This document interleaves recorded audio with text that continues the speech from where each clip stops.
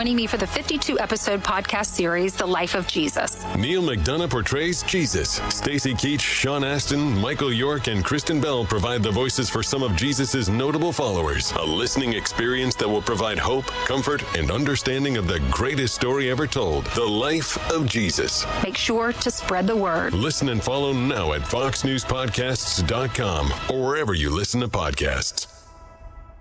From the Fox News Podcasts Network. This is Jason Chaffetz from the Jason in the House podcast. Join me every Monday to dive deeper into the latest political headlines and chat with remarkable guests to hear their take on American life, politics, and entertainment. And don't forget, there's always somebody doing something stupid somewhere. Listen and follow now at foxnewspodcast.com or wherever you download podcasts. Must listen to podcasts from Fox News Audio.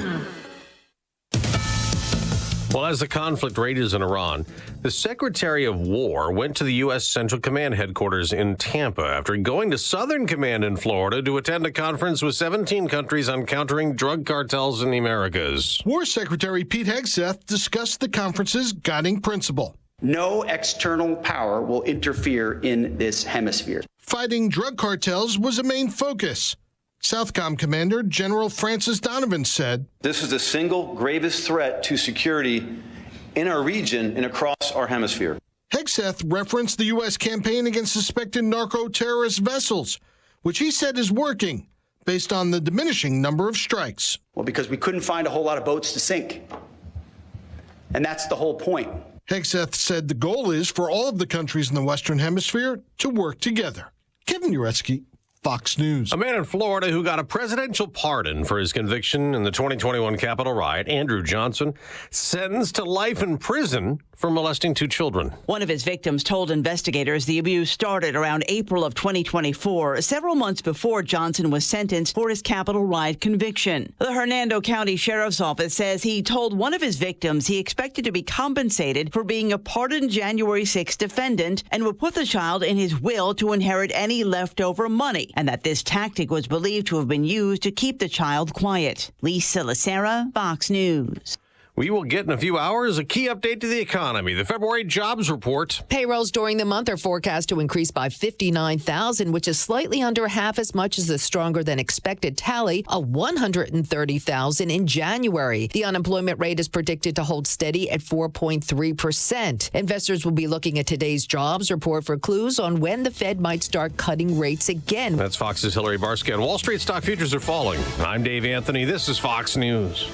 When you can no longer handle your own home, Hearthstone Assisted Living at the Lutheran Home in Arlington Heights is here to help make life easier. Experience upscale living with comprehensive health services. We offer fine dining, engaging activities, available chaplains, weekly worship services, and quality amenities including a bistro, expansive library, and general store. For a limited time, mention WYLL for an additional discount. Call 847-595-5024 or visit LutheranLifeCommunities.org. As a local business owner, you get called every week by marketing companies. We get it. We have hundreds of satisfied customers. Here's what a satisfied client recently said. Open enrollment is going great. We're hitting record numbers. Thank you so much for this report. It really is amazing to see how the marketing is really shaping our enrollment around the city. Salem Surround. Is your business hard to find online? Meet with a digital marketer today for ideas that will make your business stand out. Visit salemsurround.com. This is Sean Thompson. One of the things I remember about spring is listening to my grandfather walk around and say, opening day. It's just around the corner. He used to think those were the 2 sweetest words you could say during springtime because he was a big baseball fan. And for most people, that's the case. It's one of the greatest American traditions each spring. But you know, there's another great American tradition that isn't far off, and that's called Tax Day. Well, opening day and tax day show up around the same time each year. We don't look at them in the same way.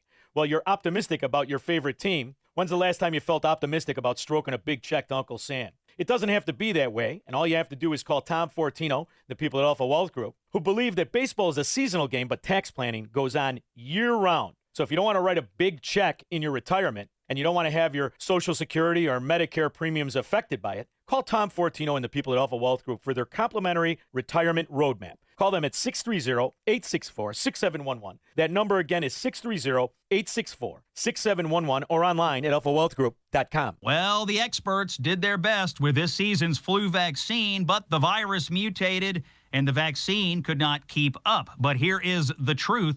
The most powerful defense against viruses isn't something man-made. It is the God-given immune system that you were born with. And the best immune system booster that I, Scott Jennings, know of is Virago. Virago. It is a liquid immune enhancement supplement featuring 23 potent nutraceuticals working synergistically to enhance your immune system against assaults. Trust the design that God gave you and strengthen your body's immune system with Virago, the ultimate immune enhancement cocktail. Order it online today. Visit myvirago.com. That's myvirago.com. Use coupon code Jennings to save 30%. Myvirago.com. Coupon code Jennings saves you 30%. Did you know most remodeling mishaps start before construction even begins? Here's something else you should know. At Forever Remodeling, we do things differently. Every kitchen, bathroom, and basement project starts with smart planning, detailed 3D designs, a clear scope of work, and accurate pricing, all sorted out before you get started. No surprises, no stress, just beautiful results. Done right the first time. Visit foreverremodeling.com. That's the number 4, EVER, remodeling.com. And schedule your free in-home consultation today. Alex Marla explains the latest on tariffs. The Supreme Court strikes down Trump tariffs. This decision comes after the tariffs are obviously working. Okay, so what's going to happen next? The administration is going to try to replace some of the tariffs using other trade statutes. That's where it's going to get interesting and complicated. It's going to take a lot of time for all of us to sort through this. The Alex Marla Show, afternoons at 3, right before Sean Thompson at 4 on AM 560. The Answer. It's March 6th, and this is your Fox Daily Snapshot. It's National Dentist Day. For many of us, a trip to the dentist is something we dread, but properly taking care of our mouth and teeth is extremely important. Without dentists, imagine what our smiles might look like or how painful cavities would feel if not properly treated. They send us reminders about making appointments to make sure our pearly whites remain pearly white. So the next time you go to see your dentist, which normally is only 2 or 3 times a year, say thanks. Also on this date, in 1951, the trial of Julius and Ethel Rosenberg gets underway as the couple is tried for spying for the Soviet Union and providing them with sensitive material, including nuclear secrets. They would be executed for their crimes in 1953. If it's your birthday today, you share it with the man who painted the ceiling of the Sistine Chapel, Michelangelo, born in 1475. I'm Tushar Saxena, and that's your Fox Daily Snapshot. The following is a paid political announcement. There's one thing I really want to say to Donald Trump. If you come for my people, you come through me. That was Pritzker's challenge to President Trump. But who are Pritzker's people? They're the more than 1,700 illegal alien predators he helped escape from ICE. They're the illegal aliens whose health care, rent, and college tuition you pay for. You can't afford to stay because Pritzker makes you pay for his people. Well, I have a message for you, Governor. I'll be coming for you and going through you. Your days and the days of sanctuary living for your people are over. I'm Ted Dabrowski, your conservative candidate for governor, and I'm asking for your vote in the Republican primary on March 17th. Paid for by Ted for Illinois. If you owe the IRS or state $10,000 or more, the stress can feel crushing. You may even worry about getting misled by big national tax companies that care more about quotas than people. That's exactly why ClearPath Tax Strategies exists. We're local, not some 800 number 3 states away. We're an independent team of experienced CPAs and attorneys who share your conservative values and believe that every tax problem has a real solution, one that works for you. We will fight to get you the lowest possible settlement. But nothing changes until you take the first step. Schedule your free consultation today and finally understand your options. Call 262-786-4442. That's 262-786-4442 or visit cptstrategies.com. ClearPath Tax Strategies. No judgment, just results. Take back your future and get the IRS and state off your back. I spent years in the Marine Corps learning discipline, attention to detail, and how to do the job right. I'm Jim Melchert, and these standards stayed with me when I founded Garage Store here in Chicagoland. Your garage is probably the most neglected part of the house. Cracked floors, clutter everywhere, and a lot of wasted space. Garage Store provides solutions for that. Built for Chicago weather, our beautiful, durable floor coatings can be installed in just 2 days. We also install heavy-duty cabinets, overhead storage, even vehicle lifts. From floor to ceiling, your garage will be transformed into a space you'll be proud of and a space your friends will envy. Plus, our in-house, professional, respectful crew delivers timely installs. See why thousands of Chicagoans are transforming their garages with Garage Store. Schedule your free in-home garage makeover estimate today. Call 847-428-8862 or visit garage-store.com. That's garage-store.com. Garage Store, built on service, driven by quality. Crime is already skyrocketing in 2026. Now, you may already own a firearm, but before you face the financial, the legal, the emotional weight of pulling that trigger, there is new technology, a smarter option. It's non-lethal, BYRNA.com. Berta makes less lethal launchers. It fires tear gas, pepper spray, kinetic rounds. It is designed to stop an attacker for up to 40 minutes. That gives you time to escape. That gives you time to get help without deadly consequences. Now, remember, it fires at 400 feet per second, and it has serious stopping power, enough to shut down a threat very fast without the legal, moral complexity of using lethal force. And every single launcher hand-assembled in beautiful Fort Wayne, Indiana. Legal in all 50 states, no background check, and they'll ship it straight to your door. Just go to BYRNA.com today and find the right launcher for you and your family. That's BYRNA.com. Sean Thompson here, and I'm with attorney Bert Hochberg from the law firm of Schiller, Ducanto, and Fleck. We're talking about divorce arbitration. This is not really a new, or is it a new, innovative way to go through divorce? Arbitration has been around for decades. It's completely legit and available to resolve divorce cases. The litigants and their lawyers sign an arbitration agreement. They identify what the issues are, and we set up dates, and we determine what experts and witnesses there may be. Arbitration is a hearing, a trial that is intended to finish a case efficiently with limited appeal, with a binding decision, and it's confidential, so it has some great characteristics. I think it's a unique alternative to divorce. For more information, please visit sdflaw.com and type Bert Hochberg into the search box. That's sdflaw.com or call direct 773-255-6150. If you've saved $100,000 or more for retirement, call Steve Shyman today at 833-945-7283. That's 833-WILL-SAVE,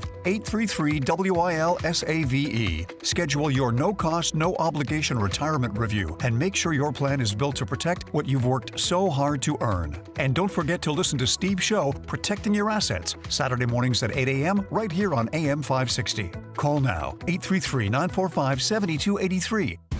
On Salem News Channel, principled voices are shaping today's conversation.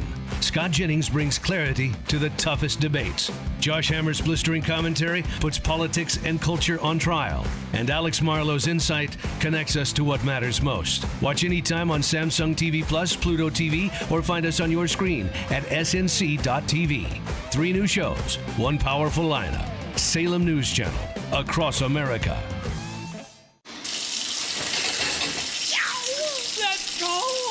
Don't get stuck with a cold shower this winter. Give CenterGuard Plumbing a call. Get a new 40-gallon water heater installed for just $1,195 for standard installation, or a 50-gallon heater for $1,295 standard installation. A proud new sponsor of AM 560, CenterGuard is offering specials on new water heaters. Old man winter is here. Don't get stuck in a cold, and the same can happen to your water heater. If you're having hot water issues or your water heater's over 8 years old, take advantage of this winter special today. CenterGuard Plumbing is Chicagoland's same-day water heater experts. Call before noon, and they can schedule your repair or install the same day on in-stock water heaters. They'll even haul away your old one, no charge. You're only a text away from install today. Call 847-406-8883. Mention AM 560 to receive winter special pricing. That's 847-406-8883. Call or text 847-406-8883 or visit CenterGuardPlumbing.com. Hi, I'm Ken Mariotti, owner of Woodland Windows and Doors, a third-generation family-owned business since 1969.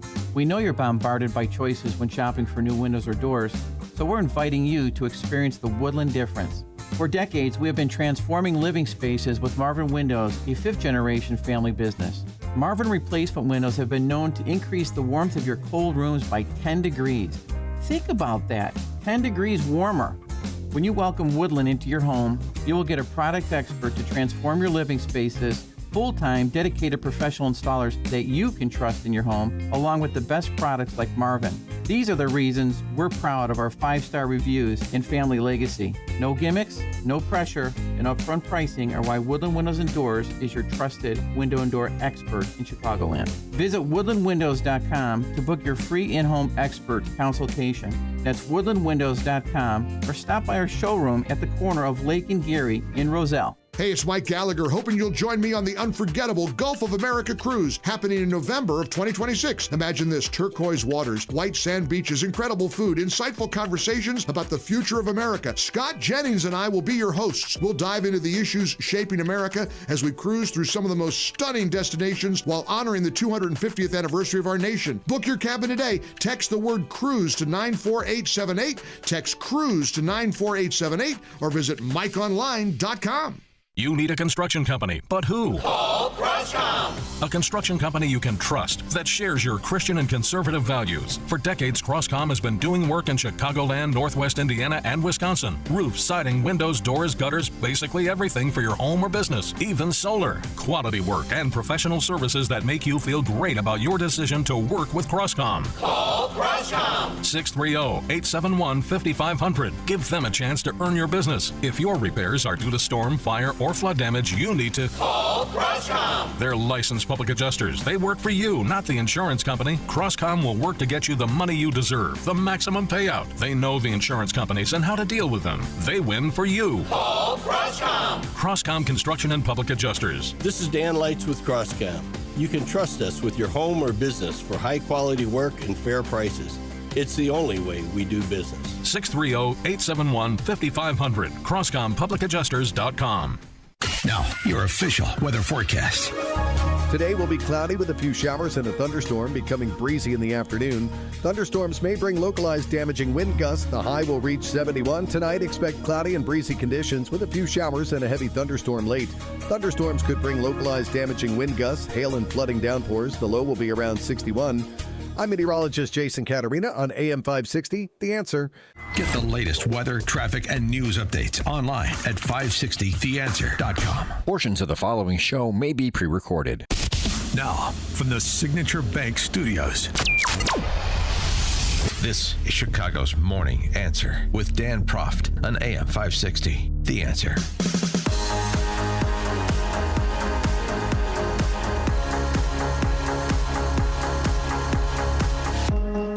Good morning, Chicago. It's not Dan Proft, it's John Anthony, host of Black and Right Radio with John Anthony, heard every Saturday from 4 to 7 p.m. right here on these airways and on the airways of 92.7 FM and AM 1400, Detroit, Michigan. I'm happy to be here. But before we get into, what we're going to be doing on the show today, DJ Moore, my heart is broken. I have ever since DJ Moore came to the Chicago Bears, he's been one of the wide receivers that I have drafted in the fantasy. This year wasn't as good as previous years, but I do think the Bears are solid at the wide receiver position. But it's still to see. I'm just glad he wasn't traded within the division or within the conference.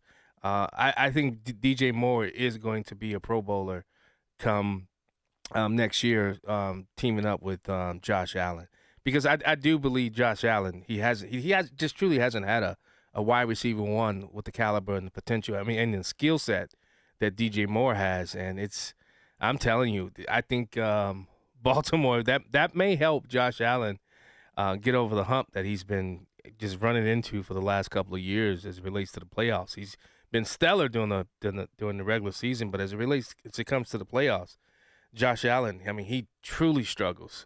And I think adding somebody like DJ Moore as a weapon, he's going to be sorely missed in Chicago. You guys know what he did for us this year, both times, and against our most hated rivalry, the Green Bay Packers. If there's no DJ Moore there, the Bears wouldn't have gone as far as they did. I mean, that's just me. I mean, they had a home field advantage in that first round because of it, and I think DJ Moore is going to be really missed. Give us a call, 312-642-5600, 312-642-5600. And Justin, this is open line mic Friday, not line. I always get it mixed up. So I look forward to that at the end of the show. I do love coming in here, filling in for Dan. But God, good, I'm telling you, man, getting up this early is whoo. You feel it in I'll be 50 years old come April 13th. Never thought I'd even make it to be 50, but I'll be 50 years old April 13th, and I'm starting to feel it everywhere when I wake up this early. But it's always a good time to come in with Justin and Quinn. And I had a break-in in my car. Yeah, lost my wallet and a few other things that I won't say on air, but I am just like, what the heck? In suburbia, well, Justin, you've felt the sting of this. You know the sting of having your car broken in, but my goodness, I just would have never thought that this would happen out where I'm at. But I guess it happens everywhere. But, let's get on with this. I'm tired of pontificating on things that don't matter. Kristi Noem, she's gone. Kristi Noem is gone. And I really do think that interaction she had with Senator Kennedy was the final shot. And a part of me feels like that President Trump allowed that to happen, because I think he was looking for a way to move her. And she was removed from DHS, but she went into another position. And so she spoke about it. Agencies. It also includes CBP, ICE, CWMD, which is countering weapons of mass destruction. So some of you may have gone through some of those trainings to help us detect some of the threats here in our homeland, and also some of the trainings that it takes as far as responding to fires and 911 calls in different specific situations. We have intelligence agencies. We also cover FEMA. FEMA is a disaster response agency, but it also is the agency that's entrusted to run the government on our very worst day. If we had a tragedy in this country where we needed someone to step up because our leadership was not able to. Now, I really do think that whole $200 million ad buy was one of the reasons why President Trump saw fit to, push her out of that position. But I'm going to tell you who President Trump is. I'm going to play something that when I heard, because I was watching this committee hearing live, and when I heard this, I knew Senator Mark Wayne Mullins was going to be a star. The Tough Guy Act and these Senate hearings, you know where to find me. Any place, anytime, cowboy. Sir, this is a time, this is a place. If you want to run your mouth, we can be two consenting adults. We can finish it here. Okay, that's fine. Perfect. You want to do it now? I'd love to do it right now. Well, stand your butt up then. You stand your butt up. Oh, hold on. Oh, stop it. Is that your solution? No, sit down. Sit down. Okay. You're a United States Senator. That's Bernie Sanders. You're a United States Senator. Sit down. But I like that type of fight, because this guy, that he prior to the committee, he was going after Mark Wayne Mullins, calling him a cowboy. Well, he's from Oklahoma. What do you think he's gonna? There's nothing but cowboys in Oklahoma, and he's not somebody that I believe he's a former wrestler, MMA fighter, or something to that nature. He is a tough guy, and you want to go up against this guy? Yeah, I don't think so. Let's go to the phone lines. Michael from the South Side. Welcome to Detroit. Chicago's Morning Answer with Dan Proft. Hey, John. Good morning. I'm glad to hear you today, and thank you for taking my call. No problem. Two very quick points. The Bears made a mistake. They should have kept DJ Moore. And as far as I'm concerned, Donald Trump made a mistake too by giving the Democrats a scalp. I got to be honest with you, John. It amazes me that it's okay to criticize a white female who happens to be Republican, but any similar treatment of, say, for example, African American women is met with calls of racism. That's a good point, Michael. So, that's a good point, because if this was, you're right, if this was a black woman, boy, the cries, she's not qualified to, all those type of things that you and I both know that continues to happen anytime there's a black woman, specifically someone on the left. The defense for them goes out the window. I mean, it happens all around. But when it's a Republican woman, man, they do pile on, don't they? Yes, they do. It's very unfortunate. I mean, just look at Jasmine Crockett. You can't say anything about her, even though her behavior has been less than professional, and she lost that election pretty much on her own lack of merit. No. But She lost the election because the Senate, there was cheating and the Republicans had a part in it. Michael, did you not get the memo? No, I didn't get the memo. Thanks, Mike. I appreciate the call, my brother. Thank you, John. You have a great day. Let's go to Craig from Mount Greenwood. Craig, welcome to Chicago's Morning Answer with Dan Proft. Hey, good morning, John. We real treat to take a wake up and hear you on the channel here. Thank you. Yeah, I appreciate how you they can do the show and hey, what I wanted to mention was there's a parallel between Trump and how in the Bible God used men and women to expose sin and to punish it through human instruments. And I was thinking of even Moses when before God really used him powerfully in that he wandered for 40 years to be prepared. But there's 4 years in between. It's such an unusual situation, but it occurred with Trump. The 4 years he absolutely was being prepared for what was to come and how God was going to use him. And then, with the assassination attempts, and then the tremendous exposure of everything that's going on and that's been going on. It has just been hidden down deep, and Trump's bringing it all out. It's all being brought out. And then the punishment. I believe the punishment is coming for a lot of people in our government and everything. It's yet to come, probably this year. But right now, it's like other enemies and everything, like in Venezuela and here. And there's just so much there. We could go on and on, but I really see how we are very deep in biblical history, and God's doing like crazy things. It's going. That clock is going so fast right now. Well, Craig, you may want to stick around for the 6:36 hour. I brought on Pastor Lorenzo Sewell from Detroit, senior pastor at 180 Church. He just did a pastor summit, and I want to get into with him. What is the state of the soul of America? Where are we? Because he just had all these pastors together. And what's some of the things that they're looking to do as it relates to the soul of this nation? So stick around for the 6:36 hour, Craig. My ears will be on, John. Thank you. All right, thank you so much. We'll continue the calls when we get back from break. But guys, I'm telling you, it's going to be a great show. We're going to have Pamela Garfield Yeager. She's a California licensed social worker. She wrote a book called Practical Response to Gender Distress. I want to know what that distress should be. She doesn't call it gender dysphoria. It's gender distress. And I can't wait to talk to her. And then she just completed a child's book called Froggy Girl. And I want to get into that with her. And then we're going to have Casey Crosby, co-chair of the Republican National Committee, on as well to talk about the state of the Republican Party and the midterm elections and how crucial those elections are. I mean, I'm telling you that this next election is the most crucial election. And as I've said, every election is the most crucial election. Chicago's Morning Answer. This is the morning show more Chicago radio listeners are choosing. This is Chicago's Morning Answer on AM 560. The Answer. Chicago businesses, you can't afford to be down. You don't have time to wait for IT support. You need one company that does IT well and does it right.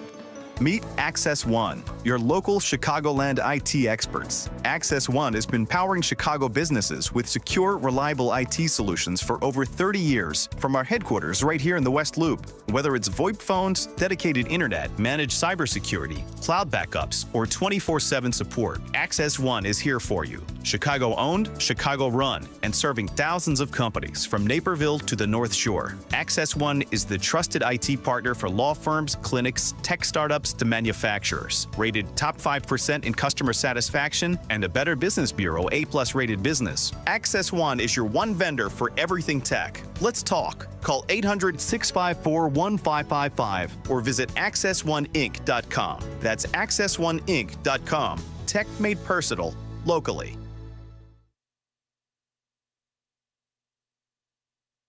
It's news, opinion, and insight at the speed of your life. Streaming at 560theanswer.com on the AM 560 mobile app, or tell your smart speaker to play The Answer Chicago. Good morning. It is 40 degrees here in Chicago on AM 560 The Answer. I'm Stace Keene in the QC Kinetics newsroom. A memorial service for the late Reverend Jesse Jackson will be held today here in Chicago. Former Presidents Barack Obama, Bill Clinton, and Joe Biden are all expected to attend the Celebration of Life ceremony at the House of Hope Arena. The famed civil rights activist and two-time Democratic presidential candidate died at the age of 84 last month. A man is accused of stabbing his girlfriend to death and then tossing her body in a northwest suburban Elk Grove Village hotel dumpster. Arturo Taylor of Fox Lake is charged with the murder of Colleen Bagley. A Cook County judge ordered the defendant detained pending trial. He said that Taylor is a convicted felon with a violent history. Well, there's some good news and some bad news for the weekend. The bad news, we spring forward on Sunday morning, meaning we lose an hour of sleep as we advance our clocks forward an hour. The good news, longer days with more sunshine, and that almost makes up for the lack of sleep. This report is sponsored by Chicago ENT. Don't wait. Chicago ENT offers same and next day appointments at 6 locations across the city. Sleep apnea, snoring, sinus issues, allergies, hearing loss, they've got you covered. Book now at chicagoent.com. That's chicagoent.com. Larry Elder reacts to Trump's State of the Union. The whole point was to talk about his accomplishments, talk about how the economy is doing now, how it's going to be doing down the road, what the benefits will be of the big, beautiful bill, all of which he accomplished. And I'll tell you, I knew it was going to be long. I thought it was going to be too long, but I enjoyed every single minute of it. The Larry Elder Show. Weeknights at 8, right before Sean Hannity at 10 on AM 560. The Answer. Chicago businesses. You can't afford to be down. You don't have time to wait for IT support. You need one company that does IT well and does it right. Meet Access One, your local Chicagoland IT experts. Access One has been powering Chicago businesses with secure, reliable IT solutions for over 30 years from our headquarters right here in the West Loop. Whether it's VoIP phones, dedicated internet, managed cybersecurity, cloud backups, or 24/7 support, Access One is here for you. Chicago owned, Chicago run, and serving thousands of companies from Naperville to the North Shore. Access One is the trusted IT partner for law firms, clinics, tech startups to manufacturers. Rated top 5% in customer satisfaction and a Better Business Bureau A+ rated business. Access One is your one vendor for everything tech. Let's talk. Call 800-654-1555 or visit accessoneInc.com. That's accessoneInc.com. Tech made personal, locally. If you're like most Americans nearing retirement with money in a 401k or IRA, then listen. The U.S. Supreme Court's recent ruling on President Trump's tariffs has added fresh uncertainty to global trade policy, and investors don't like uncertainty. That ruling helped push gold to another multi-week high as traders sought safety in precious metals. When markets get nervous, precious metals often move higher and fast. Right now, the gold and silver markets may be offering investors a second chance at history. Call Advantage Gold at 800-900-8000 to get your free gold investment kit. You'll also receive a free copy of Ken Rogoff's book, Our Dollar, Your Problem. Many Americans are rolling over a portion of their retirement into physical gold and silver, tax and penalty-free with Advantage Gold. Call 800-900-8000 now. Get into position before the next surge. Results vary. Consult your financial advisor before investing. Call 800-900-8000. That's 800-900-8000. Hair Volume from New Nordic will make your hair look thick and healthy. Hair Volume is available online at Amazon and NewNordicUSA.com or in the hair care aisle at your local CVS. Now, your official weather forecast.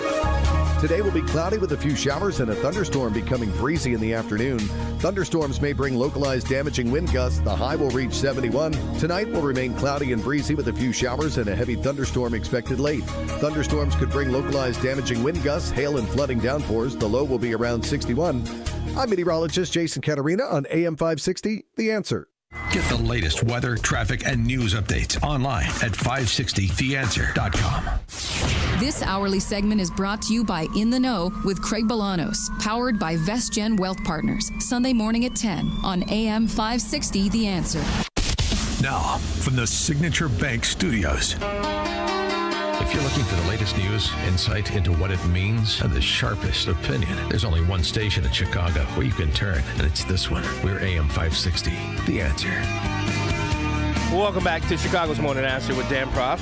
John Anthony filling in for Dan. I'm sure he's probably somewhere enjoying a nice stogie. Probably getting ready to go on a golf course somewhere. Let's go back to the phone lines. Lewis from the South Side. What's up, brother? Good morning. Good morning, John Anthony. Good morning. What's up on the South Side? The world is up. Yeah. Hey, about Kristi Noem. They have a saying, the needs of the many outweigh the needs of the few. Yeah. Okay, and so what I'm saying is Donald Trump, he's winning. Everything he touches is gold. It turns to gold, just like what they called it, the Midas touch. Yeah. Everything he touches turn to gold. But he has one problem. What's that? He's raw. No. Okay, he has one problem. And his problem is his messaging. His messaging. And this is what I mean by his messaging. Okay, he lost the tariffs. He lost the tariffs 3 days before the the State of the Union. Yeah, they came out with a decision. Why did they wait so long to come out with a decision 3 days before the State of the Union? They did that because of his messaging. He said this. After they had taken over Venezuela, after they have captured all those tankers with oil in them, he said, "We're gonna be rich." He say the United States is gonna be wealthy. Yeah. He said that tariffs is gonna replace taxes, and so that's when they came up with this. Trump derangement syndrome. Trump derangement syndrome is no more than distractions. Yep. And the distraction was affordability. And so what did he do? He went on a tour for affordability, and he started telling them how we was going to be rich instead of sticking to the main issue, which was national security and national defense. That's why they took over the Venezuelan oil fields and stuff like that. It's not because of to make us wealthy, and not it was not to make us wealthy, but it was for national defense because the Chinese were getting their oil from the Venezuelans and from the Iranians below market value. Yep. And what did he say he was going to do? He was going to take it over and he was going to put it back at market value. And the reason why he's doing that is because of another thing that they're not looking at. It's called the CHIPS and Science Act, where we don't develop the chips that go into all that technology that he's using right now to bring down the Iranian empire, and that the Israelis used when they had set those pages off with Hezbollah. That was amazing. They told you what they used. They said they had chips in those pages, and we don't make those chips. And what the CHIPS Act is supposed to do is bring that manufacturing back to the United States, and that's what he was supposed to be saying. Bringing the manufacturing of all these companies, the car companies, everything back to the United States, regardless of what the price is, you know. Because if we don't have that manufacturing here, they're gonna use that technology on us. Thank you, my brother. All right, thank you, Lewis. And you know what, Lewis? I think I know you're right. As it relates to Pastor Sewell is calling me now. I forgot to tell him it's Central Time. I'll call him during the break. But he is winning. But you wouldn't know that by the way the media, the way the left characterizes what's happening in America. And that's what I want to get into with Casey Crosby at the 7:37 hour. You know, I know Susie Wiles brought together a lot of Trump cabinet members and strategists to come together to talk about how they put Trump on the ballot in the midterms, because I think what he has done, there has been a lot of winning. And I think with that CHIPS Act, I think that's a lot of what's happening, what Greenland is about, because the minerals needed to build these things, Greenland is rich in it. And what I don't understand is how the left and those in America don't understand the strategy that's happening.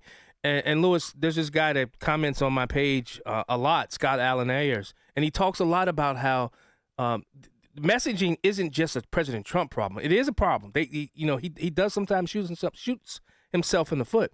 Messaging is a Republican Party overall. They have always been poor in how they message what they've been doing. Look at what happened what was happening in Minnesota. What was it about? It was about the process in which the ICE agents and HSI were out there. It wasn't about the individuals who they were going after to get, these murderers, these rapists. It wasn't about that.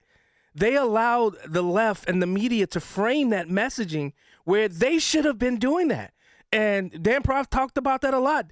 What is going on in the comms department of the White House and a lot of these different agencies. And I definitely agree with that. And I actually interviewed somebody when I was doing Detroit's Morning Answer who was in the comms house department in the White House. And I laid that out to him in an interview. And it is so true. Give us a call, 312-642-5600, 312-642-5600. Bob from Buffalo Grove. It was so good to see you at the debate the other night, Bob. Yeah, it was great talking to you, too. Keeping up with the same theme. Listening to, let's put it this way, I'm a newsaholic, so I listen to a lot of news and kept sound bites. Why are we losing the war? You listen to some of the people on the news. I heard Rahm Emanuel, Mark Kelly. There's a few others. We're losing. Yeah. And they're gaslighting the voters again. Are we losing though? I mean, the whole propaganda that's out there. Yeah. I mean, we're leveling Iran and all their war infrastructure. And how many ships have we destroyed? Yeah. How many planes are gone? And it's only 5-6 days into the war, and they say we're losing. Yeah. Not only that, but Bob, I mean, we have decimated their leadership infrastructure. I mean, the moment one what's that game? You ever played that game where with this little thing, it pops its heads up and you got to pound it? Every single person, whack-a-mole. Every single person that they appoint in leadership, it's like whack-a-mole. Soon as they appoint them, they get taken out. So yeah, we're winning this. We're winning this incursion. I don't know if I want to call it a war just yet. We have no boots on the ground. I do know that the Kurdish, there's a regiment in the Kurdish area who have actually sent in ground troops. So we'll see. Give this another 2 to 3 weeks, and then we'll see where the chips fall in, Bob. Yeah, and then the other thing that gets me with is how he's restructuring the Mideast, and all the Mideast countries are supporting us. Yeah. You know why? See, again, this whole plan. Let's go back to Lewis' point about messaging. When President Trump went over to the Middle East, and he was in Qatar, when he was with Saudi Arabia, they were planning this then. Because, remember, Saudi Arabia has always been the shield for Iran. They have been the shield for them. When you lose Saudi Arabia, and I think President Trump put on a schmooze fest enough to allow Saudi Arabia, because now Saudi Arabia is like, you use our airspace. That's never happened. Never happened. Yep. So thanks, Bob. I appreciate the call. Always good talking to you. Have a great weekend. Sir. Thank you. You too. You know, I found this doozy that Marco Rubio back in when he was still United States Senator, and I know President Trump said yesterday at the White House when the Miami soccer team was there, hope one day, but that Secretary of State Marco Rubio will come down as one of the greatest Secretary of States that we've ever had, and I do believe that. And I love these memes where Marco Rubio is like, he becomes like he was the next Ayatollah. They show Marco Rubio sit down. He's dressed in the garb or whatever new role he's taking on, because he does have a lot of roles. But I think Marco Rubio was spot on, and to have him here at this point, at this moment, leading the charge on Iran, on Venezuela, and President Trump let something slip yesterday that I'll play that after this. I do want to be recorded for history's purposes before I know what was going to happen in regards to this if it goes through. Iran will immediately use the money that it's receiving in sanctions relief to begin to build up its conventional capabilities. It will establish the most dominant military power in the region outside of the United States, and it will raise the price of us operating in the region. They're going to build anti-access capabilities, rockets capable of destroying our aircraft carriers and ships. continue to build these swift boats that are able to come on us, these fast boats that are able to swarm our naval assets. And they'll make it harder and harder for U.S. troops to be in the region. They'll also work with other terrorist groups in the region to target American servicemen and women. And they may or may not deny that they're involved, but they will target us and raise the price of our presence in the Middle East until they hope to completely pull us out of that region. They'll also continue to build long-range missiles, missiles capable of reaching the United States. Those are not affected by this deal, and they'll continue to build them as they've been doing. And then at some point in the near future, when the time is right, they will build a nuclear weapon. And they will do so because at that point they will know that they have become immune, that we will no longer be able to strike their nuclear program because the price of doing so will be too high.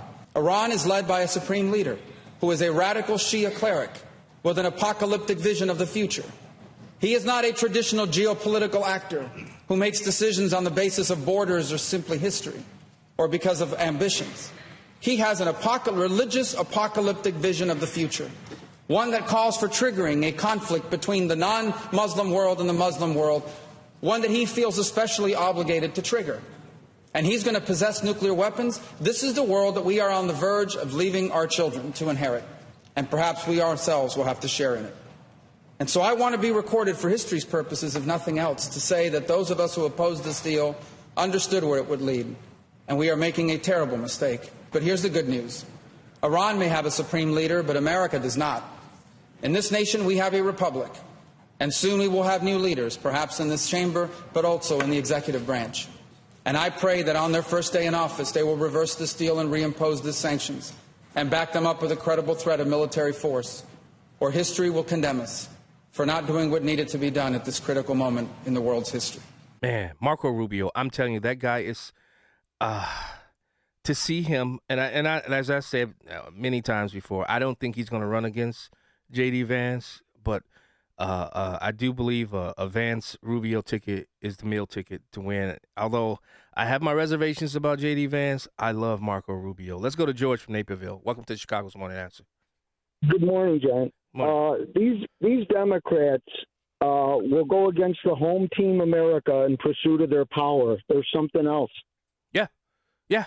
I mean, there's countless examples of where they've done this. I mean, even look at what's happening with DHS and how we're over in theater, and they don't want to fund DHS at a moment in time where if we get hit, I'm sorry, I am blaming the left if we get hit in this country because they have shut down the Department of Homeland Security at a time when it should not be shut down, George. They want to take him down. They want to take Trump down. That's all they care about. Get Trump. That's all they care about. You're so right, George. Thanks so much for the call. I appreciate it. Glenn from Orlando, welcome to Chicago's Morning Answer. Yeah, good morning. If I was in charge of the White House communications, I would put on a montage of all the things the Democrats stand for. They sit down during the State of the Union. They support illegal aliens. They don't stand up for women that are killed or raped by illegals. Put in a montage of everything they stand for. They say we're losing the war. They don't care about this country, and you have to blurt it out in a montage of all their talking points. Yeah. And make sure everybody's aware of this, because if they get in power, we're going to go in the opposite direction, and everybody that's an American citizen is going to lose. Well, that is so true, Glenn. Thanks so much for the call, and I'm sure you're doing well down there in Orlando. Yes, I am. Thanks. All right, brother. Oh, boy. Troublemaker, Verlon. I am so upset this morning that I won't get to see my baby no more, 6 foot or sexy. Christy, no. I want you all to play me a song by Hall & Oates. She's Gone. I love that song. You know, listen, man, I had to hear that idiot all last night brag about one of their demands were met. Hakeem Jeffries talking about they got 10 demands and one of our demands were met. I swear to God, I can't even repeat that idiot because I told you forever, he sounds like a robot. I just hate that man. I can't stand that man. He's a total joke. And now it seems like the Democrats are winning. Even though it was one person getting fired, it seems like the Democrats are winning. And I hope Trump didn't do a Lori Lightfoot, fire somebody because of their personal life, whether she did it or not with with what's that guy's name, Lewandowski. Yeah, I hope that's not the case, because that's her personal life. So what? I don't care. I don't care what she did. That's between her and her husband. Isn't that what the Democrats have said for years with Bill Clinton and Hillary Clinton? That's the reason why they forgave him, because that's between him and his wife. So I hope that's not the case. Yeah, but Valon, I don't think they understand. They just released the Kraken with Senator Wayne Mullins, because this dude is no nonsense, Valon. They probably would have wished that they kept Kristi Noem after this guy gets into office. But doesn't he have to be confirmed? He got to be confirmed. You know what? The Democrats said they're not confirming anybody. Yeah, but this is one of the things where they can break the filibuster to get him confirmed. Yeah, they're not going to do nothing about the filibuster. Yeah. We want the filibuster broken so the whole agenda can get passed, but they're not going to do it. I'm definitely on board for breaking the whole filibuster. Valon, thanks so much for the call, man. Sorry, appreciate the call, man. You know, as it relates to Mark Wayne Mullins, here he is talking about his new role. Not a complete surprise, but it came at a little bit of surprise for us. And so the president and I, as you guys know, we're great friends, and we get along great. I look forward to working with him and his cabinet. Of course, we still got to go through this little thing called confirmation, and we're going to get started on it right away. Tell us about the conversation. What did he say? Did he call you? You guys have been with me long enough, asked me enough questions. You know I don't share private conversations. Tell me your reaction. Tell me your reaction. Are you going to the White House today? I don't think I'm going today. I think I need to talk to my wife first. Do you expect to get support from Democrats? Tell us your reaction when you got the phone call from him. I was excited. I mean, when you saw his name calling. Well, it came from the White House, so it came from the switchboard. But I was excited. The president, first of all, the president, I have a really good relationship. We talk all the time, anyways.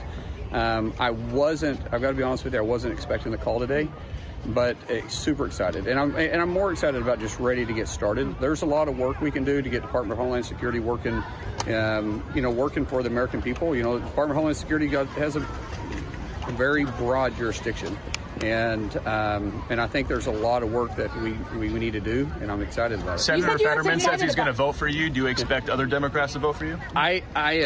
John already texted me, and of course you guys know John and I are friends too, and so I don't know. We're going to try to earn everybody's vote. I want people to understand. When I go into this position, yes, I'm a Republican, yes, I'm conservative. But Department of Homeland Security is to keep everybody, regardless if you support me, if you don't support me, regardless of what your thoughts are.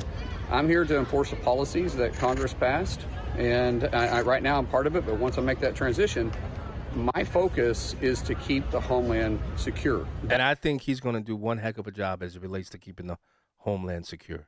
I really do, because you saw the fight in him. This guy has a fight in him that I really do hope Trump lets him loose. I really do. Because, except the one thing I saw, what's her name? Trump's former attorney. I forget her name, but she's on Salem Radio, and she said that Kristi Noem broke the one cardinal sin: never make it about you as it relates to being in serving under President Trump. And Kristi Noem spending over $200 million. I mean, that's a no-no in Trump, in the Trump stratosphere, as it relates to trying to, because I do think she wants to run for president one day, and she was trying to get herself out there. Listen, spending $200 million and then saying in this committee that President Trump approved this. Senator Kennedy said that President Trump was hotter than a hornet's nest or something, a hornet something, he said. But I mean, that's just the reality of serving in the Trump administration. When you are in that position, don't make it about you. You just simply can't make it about you. You know, I said that President Trump let something slip while he was at the White House with the soccer team from Miami. And I already know that this is something that Marco Rubio definitely wants. Congratulations as well to co-owners Jorge and Jose Mas. Who came from Cuba, right? Originally from Cuba? Huh? Your parents came? You're going to go back, huh? Yeah. Uh-oh. It's going to be, and you won't need my approval. You just fly back in when I can just see that. It's going to be a great day, right? We're going to celebrate that separately. I just want to wait a couple of weeks. I wanted to wait a couple of weeks, but we'll be together again soon, I suspect. celebrating what's going on in Cuba. They want to make a deal so badly. You have no idea. Cuba's next. I really do believe. I believe one of the main reasons why Cuba is next, because Marco Rubio, his parents are from Cuba, who are from Cuba.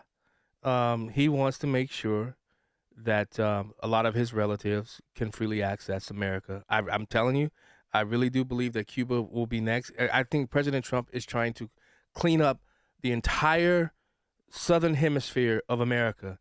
So, because think about this, and I'm gonna talk about this with Jason Brodsky in our 808 hour. When you think about what President Trump is doing and has done with peace, but he's also using strength, so that these countries that have infiltrated our country can have a place to go back to. And if you don't see the success and the winning in that, I don't know what to tell you. Chicago's Morning Answer.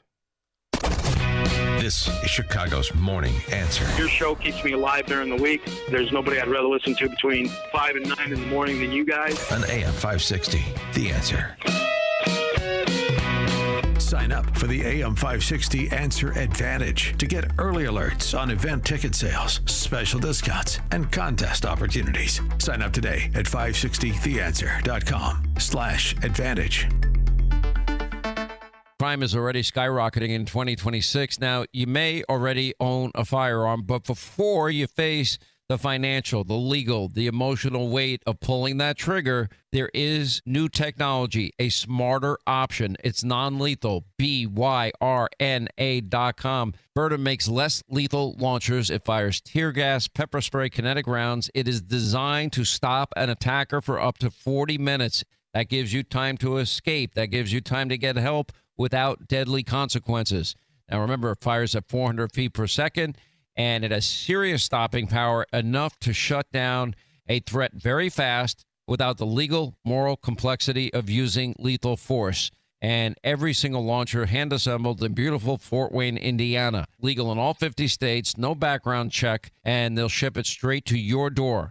Just go to BYRNA.com today and find the right launcher for you and your family. That's BYRNA.com. Hey, it's Mike Gallagher, hoping you'll join me on the unforgettable Gulf of America cruise happening in November of 2026. Imagine this: turquoise waters, white sand beaches, incredible food, insightful conversations about the future of America. Scott Jennings and I will be your hosts. We'll dive into the issues shaping America as we cruise through some of the most stunning destinations while honoring the 250th anniversary of our nation. Book your cabin today. Text the word cruise to 94878. Text cruise to 94878 or visit MikeOnline.com.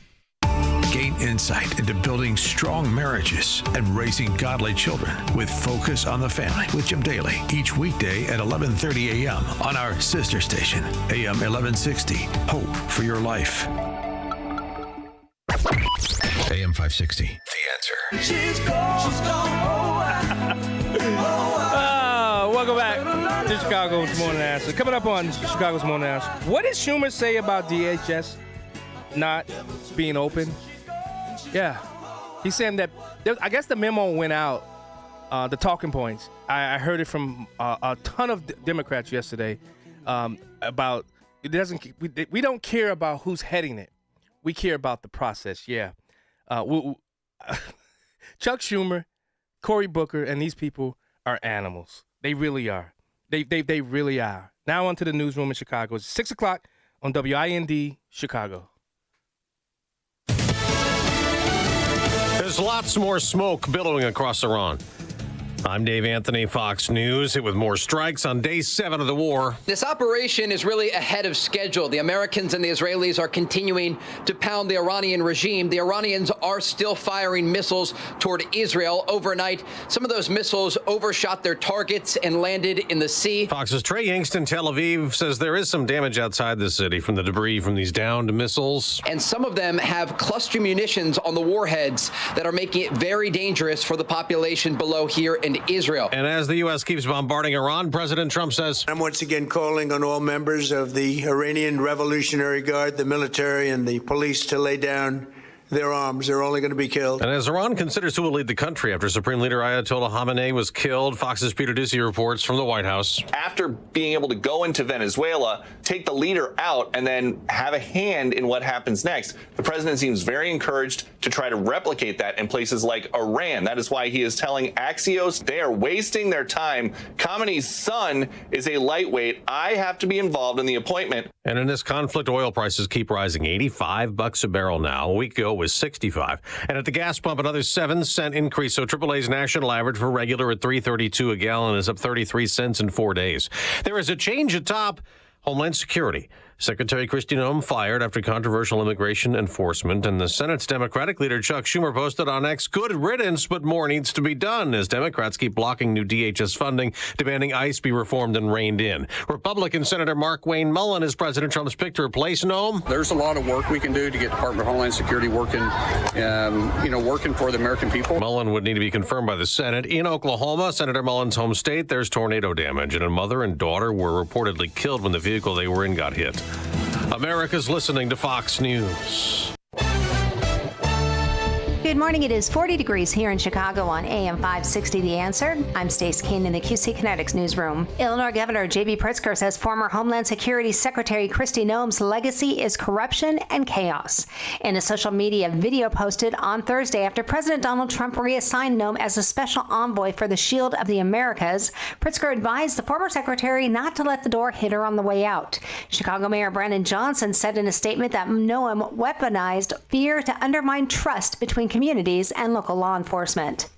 Authorities say a gunfight between two men outside of a Chicago public high school during the afternoon dismissal involved an 18-year-old who was on felony pretrial release. CWB Chicago reports that there were no injuries reported during that incident, which forced administrators to put Austin College and Career Academy High School on an hour-long lockdown. 18-year-old Nehemiah Santiago is charged with aggravated discharge of a firearm towards a school and aggravated unlawful possession of a weapon, but he was only recently arrested. The second gunman has not been identified in court filings, and it's unclear if he's been charged.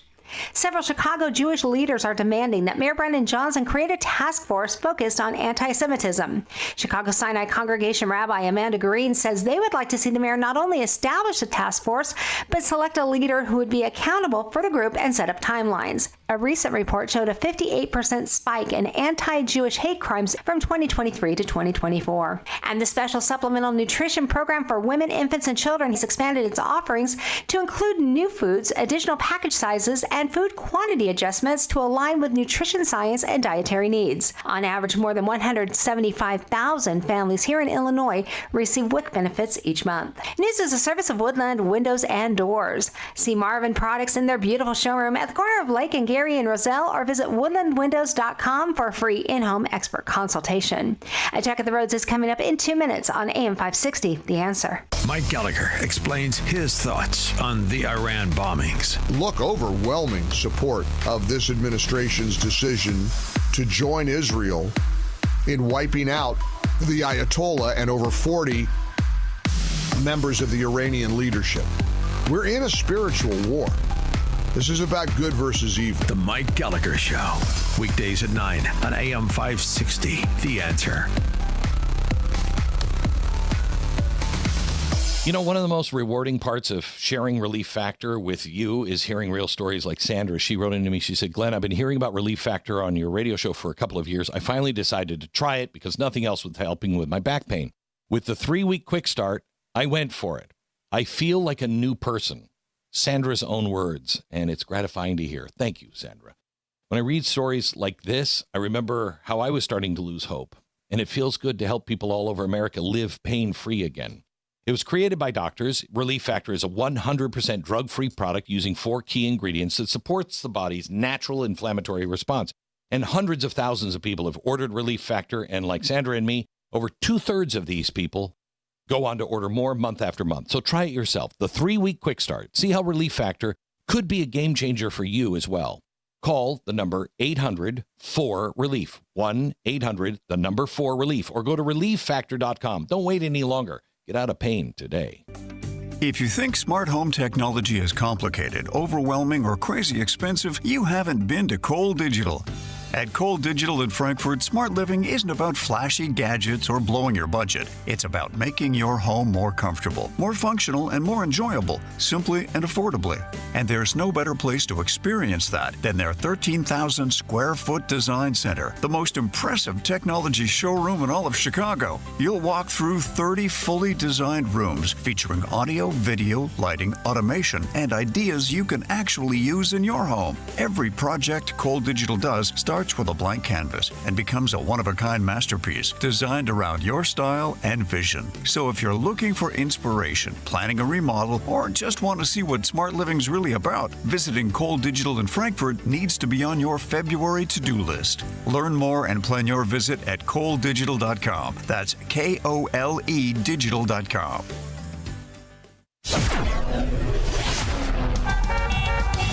Taking a look at the roads from the Team Hochberg Traffic Center, I'm Sue Aller. Just 14 minutes both ways on the Edens from Lake Cook to Montrose, and the Kennedy looks good inbound from O'Hare to the Burn Interchange, 17 minutes. Outbound is 21. We are slow on the northbound Tri-State. Just lots of volume on that exit ramp to get onto the westbound Ike. On the Eisenhower, it's 14 minutes both ways from Wolf to the old post office. The Stevenson is 24 in, 21 out from Veterans Memorial to Lakeshore, 14 in, 11 out on the Dan Ryan from 95th to the Burn Interchange, but a little bit sluggish in the express lanes between Pershing Road and the Stevenson. I-57 and the Bishop Ford also slow down as you approach the Dan Ryan. This report is a service of the AM 560 Advantage. Membership has its privileges, including early access to event tickets, exclusive contest opportunities, and special member-only content. Join today at 560theanswer.com/join. Chicago's Morning Answer continues next, but now the latest forecast from the Air Right Heating and Cooling Weather Center. Today will be cloudy with a few showers and a thunderstorm becoming breezy in the afternoon. Thunderstorms may bring localized damaging wind gusts. The high will reach 71. Tonight will remain cloudy and breezy with a few showers and a heavy thunderstorm expected late. Thunderstorms could bring localized damaging wind gusts, hail, and flooding downpours. The low will be around 61. I'm meteorologist Jason Caterina on AM 560, The Answer. Get the latest weather, traffic, and news updates online at 560theanswer.com. Now, from the Signature Bank Studios, this is Chicago's Morning Answer with Dan Proft on AM 560, The Answer.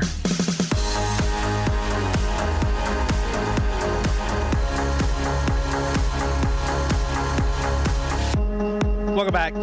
Hour number 2 of Chicago's Morning Answer with Dan Proft. I'm John Anthony filling in for Dan Proft, host of Black and White Radio, heard every Saturday from 4 to 7 p.m. right here on these airwaves, AM 560, 92.7 FM, and AM 1400 Detroit as well. So I'm really loving that Black and White is still on in Detroit. I've been getting a lot of feedback from the people who once listened to me on Detroit's Morning Answer, say that it's good that I'm still up there. So that's always a good thing. I actually had a state rep from Michigan reach out. Hey, man, you gone? I said, yeah, I'm gone. But that's neither here nor there. So Chuck Schumer, I guess the Democrat talking points went out because not only did Chuck Schumer say this, I heard it throughout the day once it was known that Kristi Noem had been replaced. And Valon, you said that they gave him a talking point. I also believe they took one away because they were going to hammer President Trump, and they still may, but they were going to hammer him on what they thought was the ineffectiveness of Kristi Noem throughout the midterms. I really do. But now that has been taken off the table. But here's Chuck Schumer talking about why they will not vote to reopen DHS, even though Kristi Noem has been replaced. The president has fired Kristi Noem. Good riddance. But the problems at this agency, ICE, transcend any one person. The rot is deep. The president has to end the violence and rein in ICE. What would you need to confirm Senator Mullen to this position? Do you need assurances on immigration? This is a problem of policy, not personnel. The rot is deep. No one person can straighten this up until the president changes the whole agency, stops the violence, and reins in ICE. What do you think about his selection of Senator Mullen to lead this agency? I told you, this is not an issue of personnel. It's an issue of policy. The rot is way deep down. It transcends any one individual. Mr. Leader, Mr. Leader, some Democrats are saying that they think this might make it easier for your negotiations on DHS. That's up to them. They've been stonewalling us. But you're in the negotiations. They've been stonewalling us on the most important issues, and those have to change, and they have to change them. We have to change them by legislation, because any one person, I don't trust any one person being in charge of this agency as long as Trump is president, given the policies he's espoused, given how ICE has been structured. The rot is deep. Does that mean the Democrats are going to block any nominee from getting through? As I said, he's got to change the whole. Did we not just live through the cleanup on aisle 46 called Joe Biden? Did we not just live through the pure, just unadulterated bastardization of our borders, where we allowed any and everybody in, and this clown wants to talk about what President Trump is doing, and day one, he helped clean up the borders? Day one. Actually, before he even took office, before President Trump even took office, the border was shutting down. And now Joe Biden comes in and says, well, actually, the number of border crossings on my watch actually was lower than on my last day than when I first came in. Yeah, because President Trump won. That's why. Not because it was anything that you or your administration did. You guys are a bunch of pathetic liars. That's exactly what you are. Pathetic liars. That's why I feel like Trump. I really do. I think this was the perfect statement that President Trump made at the State of the Union. Nobody stands up. These people are crazy. I'm telling you. They're crazy. Where is he wrong? Where is President Trump wrong? Give us a call, 312-642-5600. 312-642-5600. Where is he wrong? I mean, these people would want to see, they would rather see the destruction of this great country than to see President Trump win. I mean, that just shows you how backwards they're thinking. They think if President Trump wins, America fails. Are you kidding me? If President Trump wins, America wins. I never took that with Barack Obama. I wanted the country to succeed. That's why when Barack Obama was out there, a lot of people saying, well, John, you're not talking about President Trump and how he is going to these wars, doing these wars and bombing people. Guess what? I applauded it doing Barack. If you're going to keep us safe, I would rather the fight be over there than be here on the shores of America. I'm telling you, I don't care. Keep this country safe at all costs. And if you don't have that mentality that you want to keep this country safe, why the hell are you even in leadership? Vote all the class. Sean Thompson would say, vote them all out. If you don't want to see the protection of this great country, and if you're a leader, an elected official, and every chance it's all about get Trump, get the hell out of the office. Tony from Downers Grove. Hey, Dan, how's it going? It's been like that. It's been like that since Trump took office in 2016. Yeah. But what Schumer, if I'm a Republican, what Schumer said to me right there, what Keith Jeffries has said to me is end the filibuster any way you can possible. Because you know that these scoundrels, these filth, are going to put in whatever they can once they take control of the House.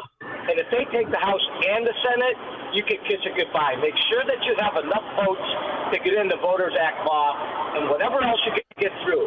Make sure you got all that in place, end the damn filibuster, and move forward and worry about what happens later. Because as soon as they get a chance, they're going to change whatever they can. Listen, Tony, you are 100% right. Thanks so much for the call. I have been calling for that. I got to remind you, it would have happened. Under Joe Biden, the Democrats would have ended the filibuster. They showed us what they're capable of and what they're willing to do. Yeah, I got my mojo now. They've showed us what they're capable of doing if they had the votes. They did not have the votes. Sinema, Manchin stopped it, and Fetterman to some degree.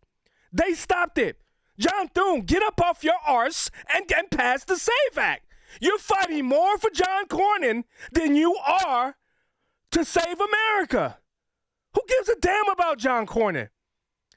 Some of the things he said, you know what? the Federalists. Let me read you some of the things. 10 times John Cornyn betrayed Trump and MAGA. And President Trump, I'm hearing he may be coming out to endorse him over Ken Paxton. Are you kidding me? I would not endorse John Cornyn. And I wanted him at some point to be, when George Bush was looking for Supreme SCOTUS people, because, John Cornyn served on the Texas Supreme Court. And this was when I thought he had conservative bona fides. But apparently, I don't know what shifted in John Cornyn. I think the shift that's happening in Texas, and if we're not careful, for the first time since 2002, there were more Democrats who voted in the Texas primary than Republicans. Because Republicans are sitting on their laurels. You guys don't understand the threat that is happening and occurring right now in America. To Tony's point, should the Democrats take over the House and the Senate, kiss this country goodbye. That's not fear-mongering. That's the truth. That's reality. These people do not like America as it was founded, as it was. Don't even go there. I can hear you black people talking about the racism. But we got rid of that. We ended that. They do not want this country. They want this European socialist communist, you name the ism. They want it. And if you Republicans don't get up off your butts and get out there in the polls and vote, they're going to get their wish. And guess what? They're going to get a Democratic president who's going to be willing to do an AOC type, who's going to be willing to do what previous Democrat administrations were not willing to do. Because look at who's being elected, not just in the federal government, but in your local municipalities, in your states, in your counties. Look at the kind of people that are being voted into office. They have no chill. They don't care. Listen, look at Tallarico, whatever his name is in Texas, the guy who won the primary. I'm a Christian guy, but you look at his background, you look at what he's been able to do. If you don't see the threat that's on the horizon, it's not even on the horizon anymore. It's in our communities. It's in our halls of power. And if you're not willing to push back and to fight back, what the hell is going on in this country? Yeah, I'm fired up and I'm ready to go because I'm seeing it. I've seen it. I predicted this years ago that this would happen. More than a decade ago. Scott from Johnsburg. Good morning, John. Great to have you on the show. This is all about passing the SAVE Act. That's all it is. Yeah. Got to take a step backward here. It's a short-term move. I don't want to see Cornyn in there. I like Paxton myself, and I know Trump has probably ruffled feathers with Cornyn. But if we don't pass the SAVE Act, we won't have an America. We won't pass the midterms. So that's really what it's all about. I read everything on X. And Paxton offered to step aside if they pass the SAVE Act. Now, they must do that first before he does anything. But that's what this is all about, John. Yeah, I agree. There's other things. Thank you so much. There's other things. Like, look at a lot of the President Trump's executive orders that he's done. Why haven't they codified those into law? Mike Johnson, put a vote to them. Let's see who's with us. Let's see who's America first. Let's see who wants to put America first. All these other distractions that's happening, it's to cause this emotional uprising. And nobody's clearly thinking about what's actually happening. What the hell is... I'm sorry for using HE double hockey sticks. I don't use profanity. But I'm so fired up. I'm so... John Cornyn. This is from the article on the Federalist by Sean Fleetwood. You remember in 2022 when that major gun control package passed? The author says, when President Biden and his party pushed for a major gun control package, go look at that. Go look at this article on thefederalist.com because they actually have all of the intel, all of the inner workings of what that package was. All Senate Republicans like Cornyn had to do was say no. But listen to what Cornyn did. Not only did he vote for the bill that was peppered with vague language about dating partners and red flag laws, he spearheaded negotiations with Democrats on behalf of the Republican conference. Without Cornyn and company's help, the legislation likely would have never passed. He called conservatives terrorists. When a group of Republican representatives voted to oust Representative Kevin McCarthy as House Speaker in 2023, I think a lot of what we're seeing in the House and in the Senate can really truly be tied back to this uprising that took place to take out Kevin McCarthy. As Cornyn took his support for the California congressman to the extreme, echoing rhetoric often used by leftists. The Texas senator labeled these House Republicans as terrorists. We saw a similar thing happen to former House Republican Speaker John Boehner, Paul Weiner, and now McCarthy. Two really weak and ineffectual House speakers. I'm sure the next speaker is going to be subjected to the same terrorist attacks. Come on, man. Attacking efforts to investigate anti-Trump lawfare. Manhattan District Attorney Alvin Bragg is one of several Democrat prosecutors to weaponize his office to target Trump ahead of the 2024 election. But rather than do everything to fight such an outrageous lawfare, Cornyn was busy attacking his Republican colleagues for it. When then Speaker McCarthy authorized House committees to probe Bragg's activities in 2023, Cornyn downplayed the need for such inquiries. There's more than enough to do, Cornyn reportedly said. I would hope they would stick to the agenda they ran on when they got elected to the majority. And I got some audio clip here that Brett Baer reported on about how Mayorkas said, you remember he said that the Mar-a-Lago raid was solely his? No, he lied. I'm going to tell you, it's going to come out, I pray.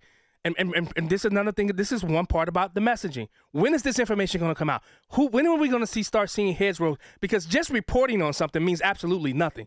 When will we see heads roll? When will we see people shackled in handcuffs? Because, I mean, Cornyn even went on to, remember he talked about January 6th and what he said about President Trump there. I am sick and tired of these Republicans who are only saying this is what's going to, look over here, look, this is what's happening. But over here, nothing is happening. I'm sick and tired of it, and I know you, as a voter, are too. And that's what's leading to the voter apathy. This is what, go back to messaging. This is what I don't understand, that Republicans are not connecting the two. Voter apathy is because you said one thing, but you're doing something totally different. And that's why the voter's not coming out. Let's go to Megan in Evanston. Welcome to Chicago's Morning Answer.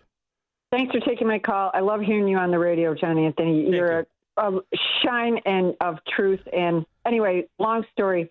It is so important for people to get out and vote in their local elections because I live in the North Cook area, and the propaganda that is coming out from the leftists for their pieces, their mailers, is everything is anti-Trump. It is in the first few words of their identifiers on their mailers.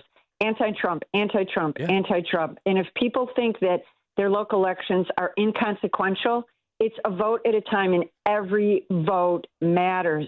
Come to the polls. Get out and vote. Thank you for taking my call. God bless you. You're welcome, Megan. Thank you so much for the call, and I appreciate the kind words. But I'm telling you guys, they're looking for you. What you don't see is they're trying to break up the coalition that has been built by President Trump. That's the ultimate goal. Why do you think you see all of this infighting amongst MAGA America First? This was intentionally done, and we fell. The bait was set, and we fell for it. We fell for the bait. Not all, but there are a majority of people who fell for the bait that was put out there. I am not falling for the bait. I understand how President Trump is trying to restructure this country. Because we've had these weak leaders, people who only cared about their bottom line in their pocket. President Trump, you can say that, and then I got an audio clip of Laura Trump taking Bill Maher to task about the Trump family is getting rich. Yeah, they're not. And she broke down why they went to crypto and because they were debanked. Guys, if you don't understand your enemy, you'll never win the war or even win a simple battle. Chicago's Morning Answer. We'll be right back. Before you see it on TV, share it on Facebook, or read about it in the paper, hear it here first. This is Chicago's Morning Answer on AM 560. The Answer. The following is a paid political announcement. I'm Casey Klebeck, and I'm running for the United States Senate. Our country faces serious challenges: rising taxes, rising costs of food, housing, and health care. I am running to change that with a bold agenda that puts working American first. My plan eliminates taxes on real estate, Social Security income, and retirement income. It removes taxes for students and young married couples, creates 5-year tax holiday for new small businesses, and delivers free prescription drugs for seniors, disabled Americans, and veterans. I'll take no salary. My seat will not be bought by lobbyists. My only client is you. I want to be your voice in Washington, fighting every day for lower taxes, secure borders, safe communities, a retirement you can count on, and keeping the promise of the American dream alive for the generations to come. Please vote for me on March 17. I'm Casey Klebeck, and I approve this message. Hi, I'm Ken Mariotti, owner of Woodland Windows and Doors, a third-generation family-owned business since 1969. We know you're bombarded by choices when shopping for new windows or doors, so we're inviting you to experience the Woodland difference. For decades, we have been transforming living spaces with Marvin Windows, a fifth-generation family business. Marvin replacement windows have been known to increase the warmth of your cold rooms by 10 degrees. Think about that, 10 degrees warmer. When you welcome Woodland into your home, you will get a product expert to transform your living spaces, full-time, dedicated professional installers that you can trust in your home, along with the best products like Marvin. These are the reasons we're proud of our 5-star reviews and family legacy. No gimmicks, no pressure, and upfront pricing are why Woodland Windows and Doors is your trusted window and door expert in Chicagoland. Visit woodlandwindows.com to book your free in-home expert consultation. That's woodlandwindows.com, or stop by our showroom at the corner of Lake and Geary in Roselle. Hey, business owners, is your business and money in good hands? Does your bank invest in your success? Hi, Mike Gallagher here, letting you know that when you need a relationship bank, Signature Bank makes commercial banking personal. I love these guys. Not only do they have expansive industry experience, a strong financial track record, but they're also highly capitalized for strategic growth. That's so important. That's why Signature Bank is my bank. They know what it means to grow a business by designing solutions that are right for you and only you. These are real people. They're ready to help. So reach out to my friends at Signature Bank. Make the call today, 773-467-5630, 773-467-5630, or visit them online at signaturebank.bank. That's signaturebank.bank. Your business could be Signature Bank's next success story. Go online, signaturebank.bank, member FDIC, equal housing lender. Signature Bank. Mike Lindell and the MyPillow employees want to thank you for your great support this past year. They want to make 2026 the best year ever. So to thank you, they are giving you free shipping on your entire order and wholesale pricing. So they are bringing back the mega sale. For example, the classic MyPillows, regularly $49.98, now only $14.98. Turn any mattress into the best mattress ever with the Made in the USA MyPillow My Mattress Topper and save up to $100. Get a set of MyPillow Giza Dream Sheets for as low as $29.98, or the 6-pack towel set for only $34.98. To get the best specials ever, go to MyPillow.com and use promo code LIBERTY, or call 800-489-0201 and use promo code LIBERTY. These offers won't last long, so call 800-489-0201 or go to MyPillow.com and use promo code LIBERTY. Order now and your entire order ships absolutely free. AM 560, The Answer. Yeah, you know, it takes me some time to get my mojo, but when I get it going, I don't know how Dan comes in right away, but it takes me a little bit of time to get that mojo. But coming up on Chicago's Morning Answer, we're going to talk to my good friend, Pastor Lorenzo Soul, pastor of 180 Church. What is the state of the soul of America? Because he's been, I don't know if you've seen him on social media, but he's been everywhere as it relates to making sure people understand that faith is still important in America, and I really believe it is important. And we're gonna talk with Pastor Lorenzo Sewell, and I'm telling you, this guy, he truly is the salt of the earth, and God is using him mightily. Now into the newsroom. Good morning. It is 44 degrees here in Chicago on AM 560 The Answer. I'm Stace Keene in the QC Kinetics newsroom. Several people were hospitalized after a van crashed into a liquor store on Chicago's west side Thursday afternoon. Police say that crash happened near Lake Street and Pulaski Road in the West Garfield Park neighborhood when a van collided with a car and then struck the building. Authorities say 2 men inside the store and the van's driver were taken to the hospital and listed in good condition. Police issued multiple citations to the van's Americans driver, and the investigation is continuing. Republican candidates for Illinois governor are making their final push to voters ahead of the March 17th primary. Former state senator Darren Bailey, DuPage County Sheriff James Mindrick, and former finance executive Ted Dabrowski are all highlighting issues like taxes and affordability as early voting continues.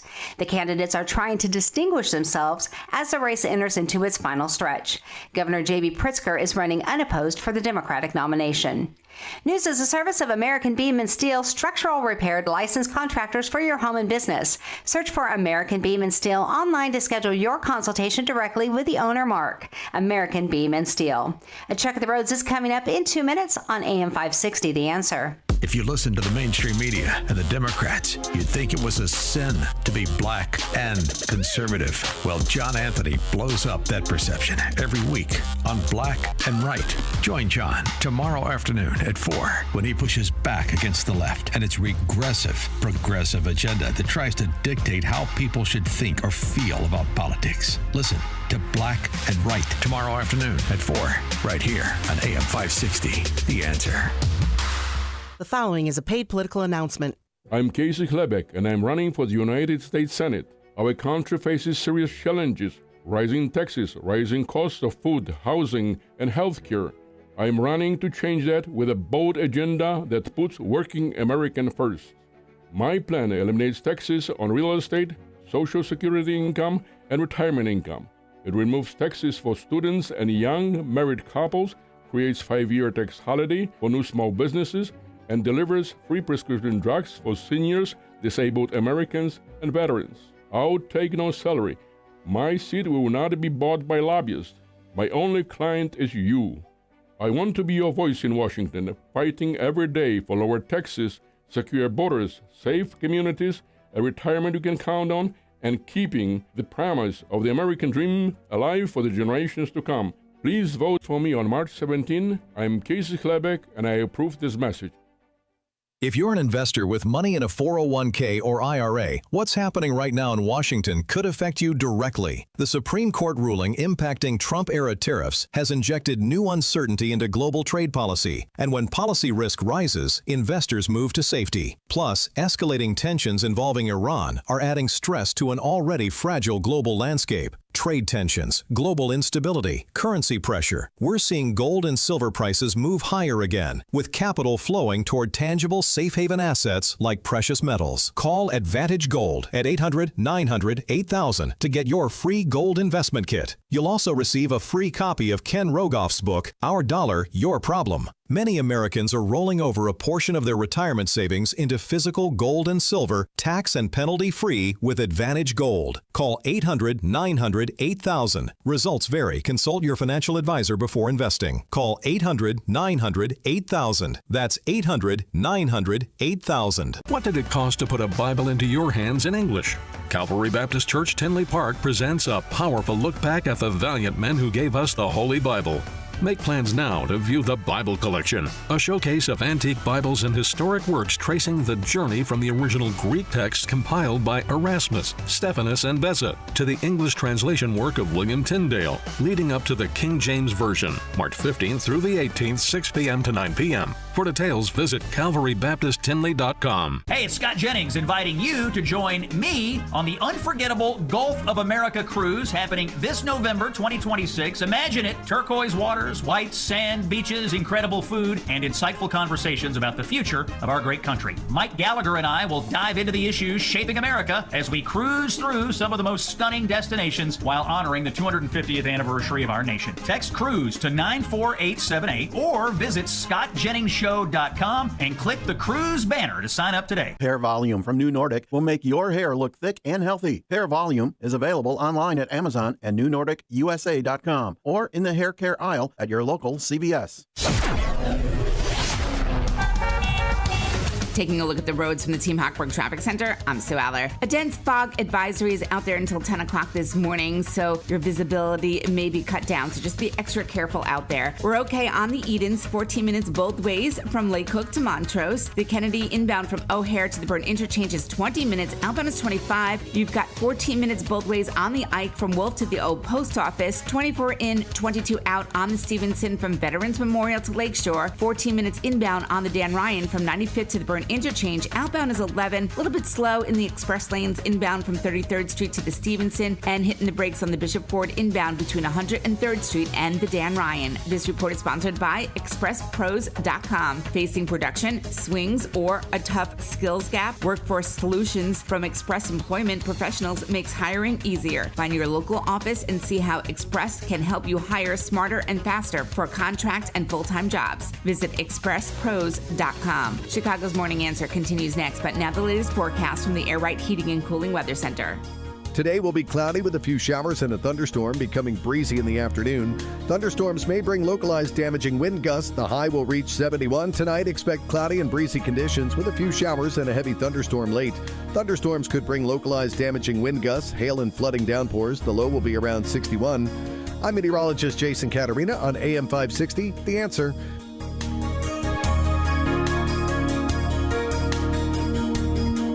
Latest weather, traffic, and news updates online at 560theanswer.com.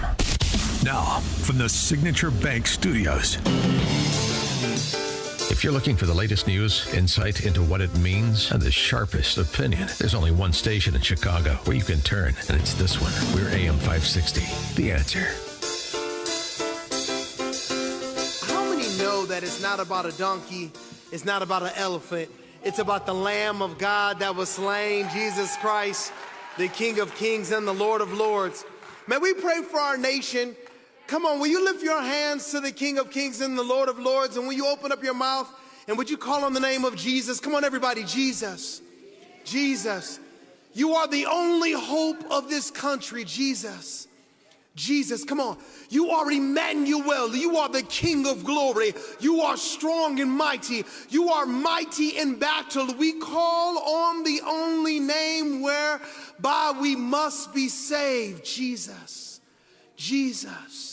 Jesus all over America, from the north, from the south, from the east and the west. We cry out to the King of Kings and the Lord of Lords, and we believe that you are binding every stronghold, you are tearing down, you are rooting out, and you are destroying every high thing that has exalted itself above your name. We rededicate America back to you. We are saying we are one nation under God, indivisible. We cry out to Jesus, Jesus, Jesus. We believe in one Lord, one faith, and one baptism, one God the Father who is above all, in all, and through us all. And we will be so careful to give your name all of the praise, all of the glory, and all of the honor. In Jesus' name we pray. Come on, put your hands together and give your great God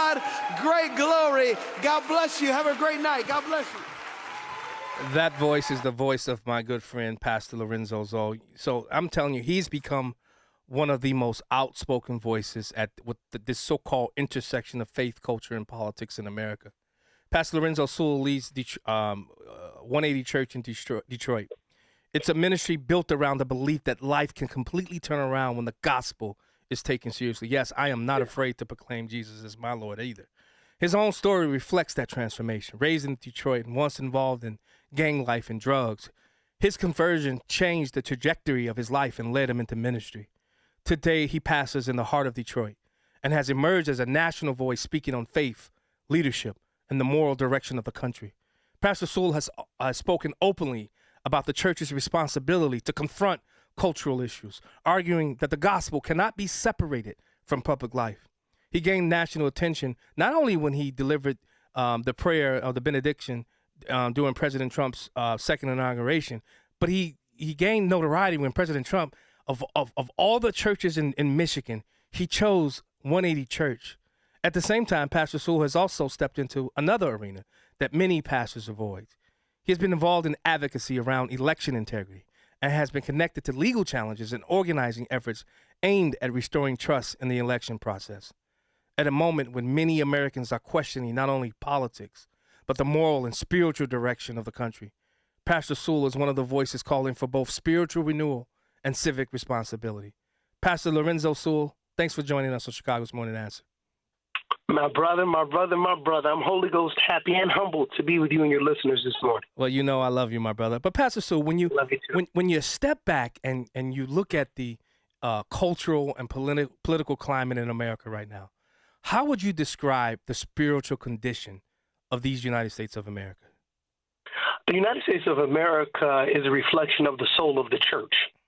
If the church is unified, we can guide and lead a country that's divided.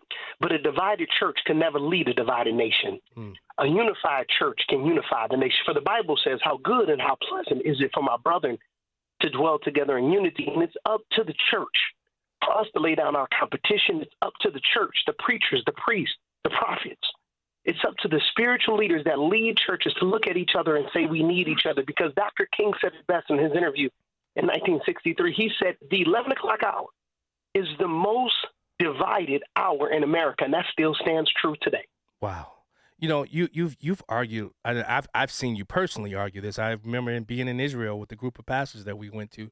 You've argued that pastors cannot separate the gospel from the issues facing the nation. Why do you believe the church must speak into public life rather than what you see a lot of pastors do, retreat from it or join it? Because we can see clearly that our nation was started to be led by Christians and to be a place where Christians can worship freely. We are one nation under the God of the Bible. It's our founding fathers that penned the Declaration of Independence and also the Constitution up under the auspices of their preachers' sermons. When you look at our founding fathers and you really do the research as it relates to where did they get the understanding from, it was because what they heard their preachers preaching. And could you imagine it if preachers were to stand up? This is one of the reasons why I'm starting America 250 Pastors Network. Pastors that use their spiritual influence for political empowerment. Yeah. Now, Pastor Sewell, I want you to listen to this prayer, and I'm sure you know where it happened at, but I want to get into I didn't think I would ever see this on this degree as it relates to prayer in America. We are honored to come before your presence today, lifting up the arms of our president. We pray for your continued blessing and favor to rest upon him. We pray for wisdom from heaven to flood his heart, his mind, and Lord, you will guide him in these challenging times that we're facing today. Now, Pastor Sewell, that was prayer in the Oval Office. I don't know if you were there or not, but that was prayer happening in an Oval Office. Talk to us about President Trump and this administration as it relates to faith. How welcoming is this administration as it relates to people like you who are men and women of faith? President Donald Trump has done more for the local church than any president in human history. President Donald Trump, as you could see, hands were laid on him. Yesterday, I was in the White House on Monday and Tuesday. I wasn't just praying with my lips, but I was praying with my legs. And that's my encouragement to believers. Yes, we can pray over the president. Yes, we can lay hands on the president, but we need to be very, very cautious to understand that prayer is more of listening than speaking. What is God saying for the church to caucus for Christ? What is God saying in order for the church to lobby for the Lord? We need to be on Capitol Hill and make it a city that is set on a hill that cannot be hidden. And that's what I'm interested in. You know, some argue that America is becoming this post-Christian nation. You have other pastors and spiritual leaders who say revival is coming. But you're out there on the ground. You're meeting with elected officials. You're also meeting with spiritual leaders. What are you seeing on the ground as it relates to America? I'm seeing our leader open up the door. President Donald Trump, he's opened up the door. Because of that, you can see a new boldness. Even for myself, I've always been bold about my faith, but now I feel proud. I think there's a difference between being bold about your faith and being proud of your faith. And he's done that. And because of that, we now have a conversation that we need to have about Islam. We need to have a conversation when a man murders people in Texas with a shirt on saying, property of Allah. We need to have that conversation about that mindset, because I think it's important. If we are going to say we're one nation under the God of the Bible, we need to talk about a lot of false gods that are rising up in this nation. Now let's go to Detroit, where you pastor. You've been in this fight for quite some time, and Detroit has seen decades of economic and social struggle. How do you preach hope in a community that has endured so much hardship? Yeah, it's only through politics. That's the only way. There's nobody that can preach greater than black preachers. There's nobody that can sing like black people. There's nobody that can prophesy like black people. If it was singing, if it was preaching, and if it was prophesying to help us get out of poverty, we wouldn't be in poverty. The reason why is because we took away the model, the mantra, and the motive of Dr. King. But I've received that mantle so we can go back into, as it were, the public sector and the public square and begin to proclaim the gospel in places that, quite frankly, black pastors have stopped doing. We've pledged our allegiance to the demonic Democratic Party. We've been bought and paid for, black pastors have. And because of that, they're refusing to speak up. But I say enough is enough. God has called men like me for such a time as this to equip poor people so they can get their piece of the American pie. You know, the opening clip that I played, you said that it's not about a donkey or an elephant, but it's about the Lamb of God. As you go about, your days in not only Detroit, Michigan, or wherever you've gone throughout the United States of America, Pastor, there's so much vitriol that's going on in this country. As a man of the cloth, as a man who teaches faith and hope, what's your message to all of this infighting, all of this hatred that you see going on? What's your message to those people to say, guys, can we call a day what is it called? What's the word? Détente? Can we call it détente right now? What's your message to those people? Well, I think we need to be very clear. This isn't a battle anymore about donkeys or elephants. This isn't a battle about right or left. This is a battle of good versus evil. And we have to make a decision. Are we willing to lay down the beauty and the calling of our country because of a party line? Are we willing to stand up for the greatest nation in human history? Not a perfect nation, but a nation that has sent hundreds of millions of missionaries all over the world. A nation that will cause a kid that was born and raised on the east side of Detroit, mentored by murderers, student of the streets, that allowed me to be able to have international recognition now through this president. It's that type of country. We need to fall in love with America again. When we fall in love with America, we'll fight for her. Right. And one of the things I always say, even Democrats are right sometimes. Even they are right. And I always give space to people to voice their opinion, even the ones I disagree with. What happened to the point? What happened to that time when we could fight it out in the political realm? We could fight it out in the social realm. But today, you can have Pastor Lorenzo Sewell. I see some of your haters.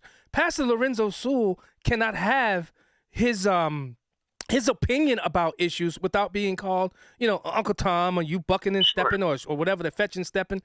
How do you speak to that?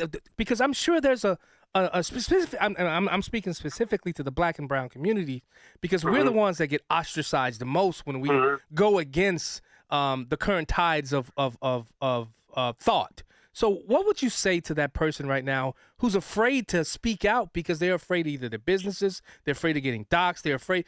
What courage? What message of courage would you speak to that person today? Yeah, everything that you're going to lose for Christ in this world, you're going to gain 10 times more, 100 times more in this world and the world to come. Remember, they said they would burn my house down. They said they would burn my church down.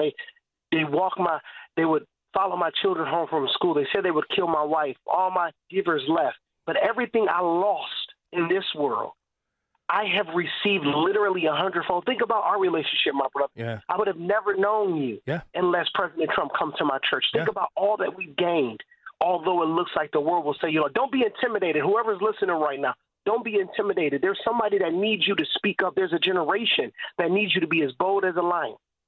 And, I got to tell people, the moment I reached out to you, I think it was through Instagram. I don't remember where, but you responded immediately saying, brother, let's do it. and I interviewed you on Black and Right, and the rest is history. But Pastor, so you've also stepped into the debate over election integrity in Michigan. What first compelled you as a pastor to become involved in that issue? When President Trump came to my church, my political mentor and now the political minister of our church, Ramon Jackson, he came to me that day and said, I'm not here for Trump, I'm here for you. I am the proof. Hear that. I am the proof that the elections were stolen. We have people that were voted for illegally. We have 10 court cases right now in the Eastern District Court. We have one in the Circuit Court right now because we're suing the city of Detroit, several that we're suing Jocelyn Benson, because essentially poor black people are being voted for in my church without their knowledge. Poor black people that never registered to vote are being registered to vote without their knowledge. And when people say, well, how do you know? Well, why don't you just come and meet them? Why don't you just come and have a conversation with them? And then you will begin to understand that these aren't people that are MAGA. These aren't people that are about some conspiracy theorists. These are people that have had their votes stolen so they can have their resources stolen. And that's why we're in poverty in places like Detroit and beyond. Wow. That's why I love hanging out with. Shout out to Molly, man. Molly is an amazing person. I got a chance to really get to know her in Israel, man. When are we doing Israel again? I got to go back, bro. Yeah. Yeah, we were planning. Zach and I talked this week. We're planning on planning a trip here soon. So we definitely are going to go again this year. We plan on doing it every year. Well, I guess what? I'm in because I definitely need you. I definitely want to do it. But you know, some critics say pastors should stay out of these election issues entirely. Why do you believe protecting election integrity is actually a moral and civic responsibility? I mean, think about it for a second. If you hire someone, our elected officials are people we hire by giving them our vote. Can you imagine hiring someone to do a job around your house and you couldn't fire them? Can you imagine hiring someone like a Rashida Tlaib who was cheated in, someone like Sharif Thanadar who was cheated in? Yeah. They don't have your interest in mind. These people do not have the interest of Black America in mind. You have Rashida Tlaib talking more about Palestine than she is poor black people, who's their second largest voting bloc. You have Sharif Thanadar, who, quite frankly, no one even knows who he is. No one knows who. You have an East Indian overseeing one of the blackest congressional districts. That is the biggest form of racism I've ever seen in our country. So you mean to tell me he gets cheated in? He does not have our interest in mind. We cannot vote him out because they cheated him in. That is the worst atrocity. It is a totalitarian government. It is literally a dictatorship. We're in communist America in the ghetto. Let me say that again. In the ghettos of Detroit, in places like Milwaukee, Philadelphia, where you have all of these black people who are not registered to vote and who typically do not vote, they are being voted for. Look what's happening in Fulton County. Look at what's taking place in Fulton County. They're cheating, and the reason why they cheat is to steal. And the reason why they do that to black people is because they want to exploit them and they want to keep them in poverty. Well, you know, I've had people call into my show saying, well, John, the 2020 election, there was no cheating found. Now, you guys went and testified before the Michigan legislature. You had a group of people twice. What were some of the things that came out of that? Because there were people who've never voted in their life that somehow it showed that they voted, correct? And some that didn't even live in Michigan anymore, right? Yeah, and that's what they do. It's through a driver's license transaction. That's what the Secretary of State admitted. This is not something we're coming up with. We're not talking about machines. We're not talking about tabulators. We're not talking about ballots. We're talking about real people that moved out of the state of Michigan. And when they moved out, they were re-registered back to their old address. It's happening in Detroit. It's happening in places like Milwaukee, Philadelphia, and Fulton County. And I do the math. So totally. When you do that math, you find out that President Trump, he really did win the presidency. But I thank God that what the devil meant for evil, God worked out for good. He's the president during our 250th anniversary, and we need a patriotic president such as him to bring us back to our roots. Yeah. Pastor Sewell, if you had one message for the American people about the soul of this nation, what would it be? Jesus Christ has given America much, so much is expected of us. I would say that the soul of this nation is predicated and dependent upon his people that are called by his name, for us to humble ourselves and pray, for us to seek his face and turn from our wicked ways. And he will hear today from heaven. He will forgive our sins, and he will heal our land. Wow. Pastor Lorenzo Sewell, Senior Pastor, 180 Church. Tell Molly I said hi. Thanks so much for joining us on Chicago's Morning Answer today, my brother. Bless you. Chicago's Morning Answer. Hear about the big stories of the day, then talk about them right here on Chicago's Morning Answer on AM 560. The Answer. Sean Thompson here, and I'm with attorney Bert Hochberg from the law firm of Schiller, Ducanto, and Fleck. We're talking about divorce arbitration. This is not really a new, or is it a new, innovative way to go through divorce? Arbitration has been around for decades. It's completely legit and available to resolve divorce cases. The litigants and their lawyers sign an arbitration agreement. They identify what the issues are, and we set up dates, and we determine what experts and witnesses there may be. Arbitration is a hearing, a trial that is intended to finish a case efficiently with limited appeal, with a binding decision, and it's confidential, so it has some great characteristics. I think it's a unique alternative to divorce. For more information, please visit sdflaw.com and type Bert Hochberg into the search box. That's sdflaw.com or call direct 773-255-6150. Hey there, it's Chris, and as you know, Israel is a hot discussion point right now. I just talked about it on a panel at the National Religious Broadcasters Convention. There's so many opinions and emotions surrounding the subject, and the Bible tells us, of course, I will bless those who bless you. That's not just a comforting promise, it's a clear calling from God. And today, with anti-Semitism rising around the world, the calling is more urgent than ever. At a time when Jewish communities are experiencing more hostility, more threats, more violence than ever, Christians have a real opportunity, a powerful opportunity, to respond with God's love, to say, you're not alone. When Christians choose to bless Israel, you're not entering into a political issue. You're honoring the roots of our faith and standing against hatred. Supporting Israel is more than just a belief. It's a biblical mandate. Partnering with the International Fellowship of Christians and Jews, you can push back against darkness and be a light to God's people. Go to ifcj.org to learn more. That's ifcj.org. Live the word, answer the call. You know, one of the most rewarding parts of sharing Relief Factor with you is hearing real stories like Sandra. She wrote into me, she said, Glenn, I've been hearing about Relief Factor on your radio show for a couple of years. I finally decided to try it because nothing else was helping with my back pain. With the 3-week quick start, I went for it. I feel like a new person. Sandra's own words, and it's gratifying to hear. Thank you, Sandra. When I read stories like this, I remember how I was starting to lose hope, and it feels good to help people all over America live pain-free again. It was created by doctors. Relief Factor is a 100% drug-free product using 4 key ingredients that supports the body's natural inflammatory response. And hundreds of thousands of people have ordered Relief Factor, and like Sandra and me, over 2/3 of these people go on to order more month after month. So try it yourself. The 3-week quick start. See how Relief Factor could be a game changer for you as well. Call the number 800-4RELIEF, 1-800-4RELIEF, or go to relieffactor.com. Don't wait any longer. Get out of pain today. AM 560, The Answer. Welcome back to Chicago's Morning Answer with Dan Proft. John Anthony filling in. You know, I just got a message immediately. Stop with all that Jesus stuff. No, I'm not.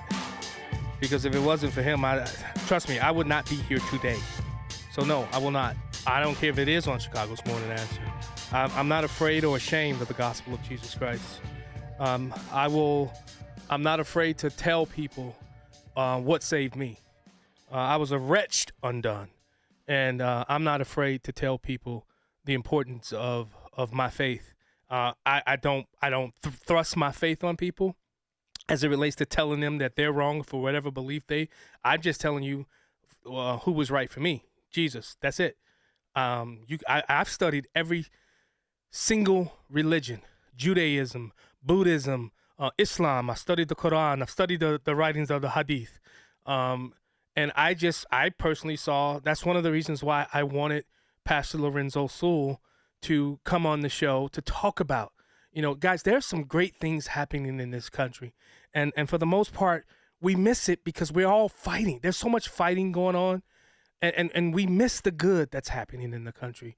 And one of the things that I try to do on Black and Right is bring out that good that's happening, because there's so many of us who think that there's only bad things happening in the United States of America, in the world, and it's not. There's so many great things. And the thing about being here in America, Americans can't see the good because they all they care about is the destruction of President Donald Trump. And then they say, "Oh, you're in a cult because you believe you defend him too much." No, I'm not in a cult. Yeshua is the one I bow the knee to. I will never bow to the knee at the altar of Donald Trump or any other elected official. I just simply don't. I just understand President Trump has been placed in this position as president for a time such as this. There's no ifs, ands, or buts about it. He's been placed in this position for such a time as this, just like Esther. It is now 6 o'clock on WIN, 7 o'clock on WIN. An even more intense bombardment in Iran. I'm Dave Anthony, Fox News. We're learning that the Israelis last night launched a new wave of strikes against the Iranian capital of Tehran using around 50 fighter jets. Fox's Trey Yingst in Tel Aviv, where Israel keeps shooting down missiles launched by Iran. He says these new strikes by Israel targeted a bunker that Iran's former supreme leader had planned to use. We understand that he was above ground, actually, when he was killed over the weekend. President Trump has been telling reporters he wants a say in whoever Iran chooses as the next leader, while he urges Iran's military and police to lay down their arms. Now is the time to stand up for the Iranian people and help take back your country. The president also says the U.S. keeps taking out Iran's air defenses and their Navy is gone. 24 ships in 3 days. That's a lot of ships. One of the ships hit was an Iranian drone carrier. This conflict keeps driving up costs for drivers. Oil is surging now above $86 a barrel. It was $65 a week ago. Gas is up again. AAA's national average for regular has surged up 33 cents in 4 days. Energy Secretary Chris Wright just told Fox it'll be temporary. It's weeks, not months. And look, Iran has been an escalator of energy prices 47 years, the whole history of their regime. Democrats are saying good riddance to Kristi Noem, who was fired as Homeland Security Secretary. They keep holding up new DHS funding, demanding immigration enforcement reforms. Fox's Jackie Heinrichs at the White House. We are told the president was not happy. A source close to him telling Fox it was time. Replacing Kristi was based on the culmination of her many unfortunate leadership mishaps, including the fallout in Minnesota, the $200 million ad campaign, the allegations of infidelity, the mismanagement of her staff, the constant feuding with the heads of other agencies, including CBP and ICE. The president has picked Republican Senator Markwayne Mullin to replace Noem, but his Senate colleagues will have to confirm him as the next secretary. America's listening to Fox News. Good morning. It is 45 degrees here in Chicago on AM 560 The Answer. I'm Stace Keene in the QC Kinetics newsroom. Chicago police say they're monitoring the U.S. conflict in Iran. Jim Talamonte has the story. In a statement to the Center Square, the Chicago Police Department said there is no actionable intelligence at this time, but the department is paying special attention to places of worship.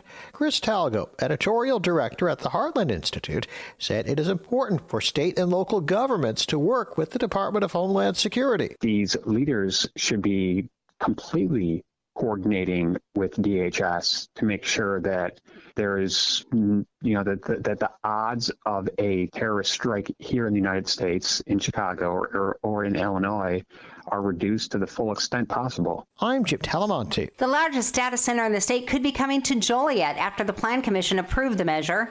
The decision came following a marathon meeting session that lasted almost 6 hours as residents spoke out about the proposed center. Those opposed to the center say they're concerned about water and energy usage, while those in favor say the project could bring jobs and revenue into the area. The project's proposal will now be advanced to the full City Council for final approval. And more than 1,100 Capital One employees will soon be without jobs. The company has announced plans for the massive layoffs at their Riverwoods office. Officials say the layoffs include 532 employees who work at the Riverwoods site, 69 remote workers from Illinois, and 538 remote workers from out of the state. This is the second set of layoffs by the company since they acquired Discover last year. Affected employees have been given 60-day layoff notices, and company officials say they are providing support to those during the transition. This report is a service of the AM 560 store. Order t-shirts, hoodies, and more from your favorite AM 560 brands, including Prof University and The Sean Thompson Show when you go to 560theanswer.com/store. A check of the roads is coming up in 2 minutes on AM 560 The Answer. Catch more money with leading economist Steve Moore. I'm excited about America. I think things are going really well. I think we've turned a corner here. I think Biden economics is well behind us now. This is a miracle what's going on here. If anything, it's better than I thought it would be. So many good things can happen in the economy. Low inflation, low unemployment rate, consumer confidence up, business confidence up. All of the indicators are pointing north right now. It's More Money, Saturday at 3 on AM 560. The The Answer. You know, one of the most rewarding parts of sharing Relief Factor with you is hearing real stories like Sandra. She wrote into me. She said, Glenn, I've been hearing about Relief Factor on your radio show for a couple of years. I finally decided to try it because nothing else was helping with my back pain. With the 3-week quick start, I went for it. I feel like a new person. Sandra's own words, and it's gratifying to hear. Thank you, Sandra. When I read stories like this, I remember how I was starting to lose hope, and it feels good to help people all over America live pain-free again. It was created by doctors. Relief Factor is a 100% drug-free product using 4 key ingredients that supports the body's natural inflammatory response. And hundreds of thousands of people have ordered Relief Factor, and like Sandra and me, over 2/3 of these people go on to order more month after month. So try it yourself. The 3-week quick start. See how Relief Factor could be a game changer for you as well. Call the number 800-4RELIEF, 1-800-4RELIEF, or go to ReliefFactor.com. Don't wait any longer. Get out of pain today. Are you drowning in IRS tax debt? I owe the IRS $37,000. Get ready for a toll-free hotline. Take advantage of new IRS tax forgiveness programs that may protect you from IRS collection agencies. They have the power to garnish your wages, put liens on your property, and levy your bank account. Civic Tax Relief can help protect you from the IRS. Civic Tax Relief basically represented me against the IRS, and by the time everything was completed, I didn't owe the IRS anything. Find out about the Fresh Start program that is now available through Civic Tax Relief. Civic Tax Relief's special tax hotline can help you discover all the relief programs available for free. I would recommend anyone who has a tax problem to contact Civic Tax Relief. Just call 800-601-7780. 800-601-7780. Don't wait. Call now. 800-601-7780. 800-601-7780. Did you know most remodeling mishaps start before construction even begins? Here's something else you should know. At Forever Remodeling, we do things differently. Every kitchen, bathroom, and basement project starts with smart planning, detailed 3D designs, a clear scope of work, and accurate pricing, all sorted out before you get started. No surprises, no stress, just beautiful results. Done right the first time. Visit foreverremodeling.com. That's the number 4, EVER, remodeling.com. And schedule your free in-home consultation today. The following is a paid political announcement. I'm Tidora Brown, running for Congress in Illinois' 11th District. I'm not a career politician. I'm a mom, homeschooling my kids through today's chaos. I'll fight for real education choices, not bureaucracy. Schools that educate and not silence parents. District 11 deserves safe communities and real economic growth. Your cash, your community. On March 17th, make the right choice. Choose Tidora Brown, the only candidate who can take on Bill Foster. I'm Tidora Brown, and I approve this message. Taking a look at the roads from the Team Hochberg Traffic Center, I'm Sue Aller. Got 15 minutes both ways on the Edens from Lake Cook to Montrose. You're slow both ways on the Kennedy by Central Avenue, and then inbound, you're hitting the brakes between Division Street and Ogden. So it's 28 minutes in, 25 out from O'Hare to the Burn Interchange. 21 minutes inbound on the Ike from Wolf to the Old Post Office, 17 on the reverse side. Stop and go on the Stevenson inbound between Harlem Avenue and Western Avenue, 35 in from Veterans Memorial to Lakeshore, 23 out. 16 inbound on the Dan Ryan from 95th to the Burn Interchange. Outbound is 11 and slow on both the inbound Bishop Ford and I-57 as you head towards the Dan Ryan.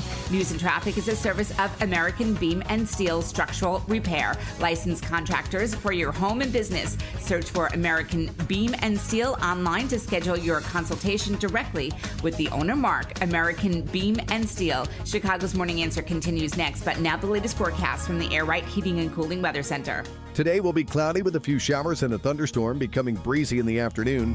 Thunderstorms may bring localized damaging wind gusts. The high will reach 71. Tonight, expect cloudy and breezy conditions with a few showers and a heavy thunderstorm late. Thunderstorms could bring localized damaging wind gusts, hail and flooding downpours. The low will be around 61. I'm meteorologist Jason Caterina on AM 560, The Answer.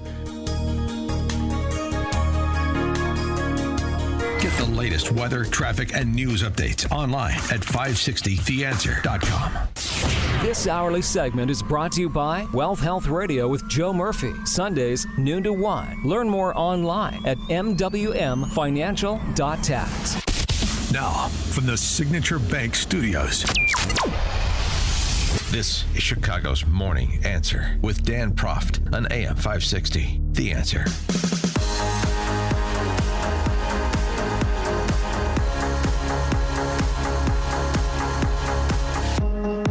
morning, Chicago. John Anthony filling in for Dan Prof, Chicago's Morning Answer.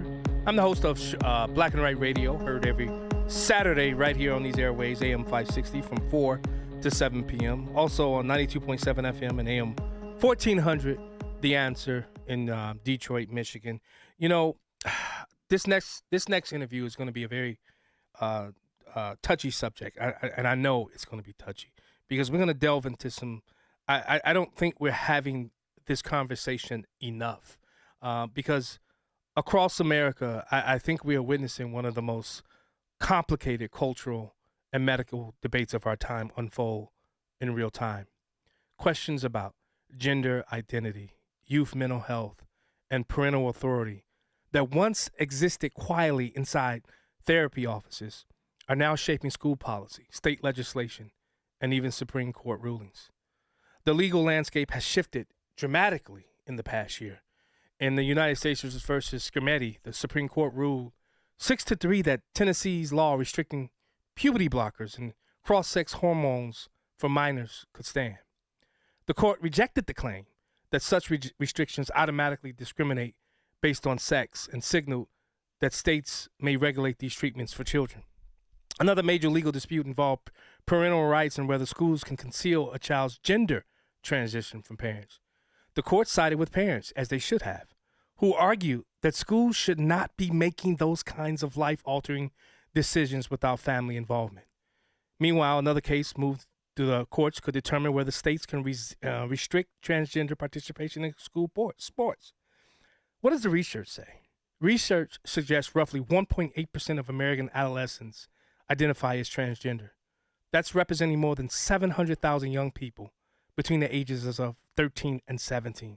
Now, that rate is significantly higher than the percentage among adults. At the same time, mental health challenges among these young people are serious.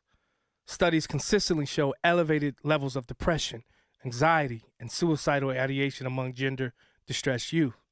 That reality makes the role of therapists and families critically important.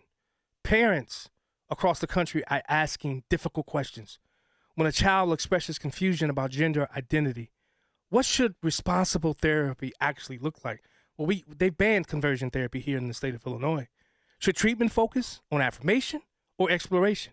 How should families respond when schools or social media influence these conversations? And how do we ensure that children struggling emotionally receive thoughtful mental health care rather than ideological answers?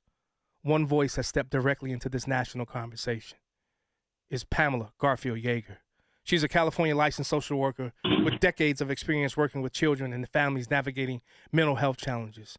Online, she is known as the Truthful Therapist. Follow her on X at that handle. She wrote a book about a practical response to gender distress, which provides practical guidance for families navigating these issues.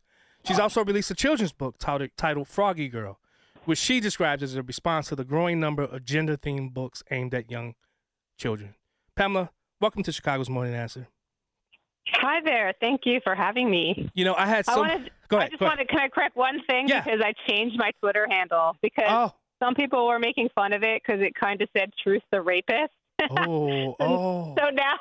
So now it's just P. Garfield Yeager, which is my name. Just wanted to correct that. It was recent. You wouldn't have known. Yeah, I was about to say, I just saw it because I wanted to have you on Black and White a couple of weeks ago, and I forgot to reach out to you. But I had such an amazing time interviewing you in Detroit, and then I started seeing everything that's happening across this country, and I had to have you on when I found out I was feeling it. Thank you. So much is happening. Yeah. Let's dive in. But Pamela, before we get into the politics or the court rulings, I want to begin with what you see in your practice.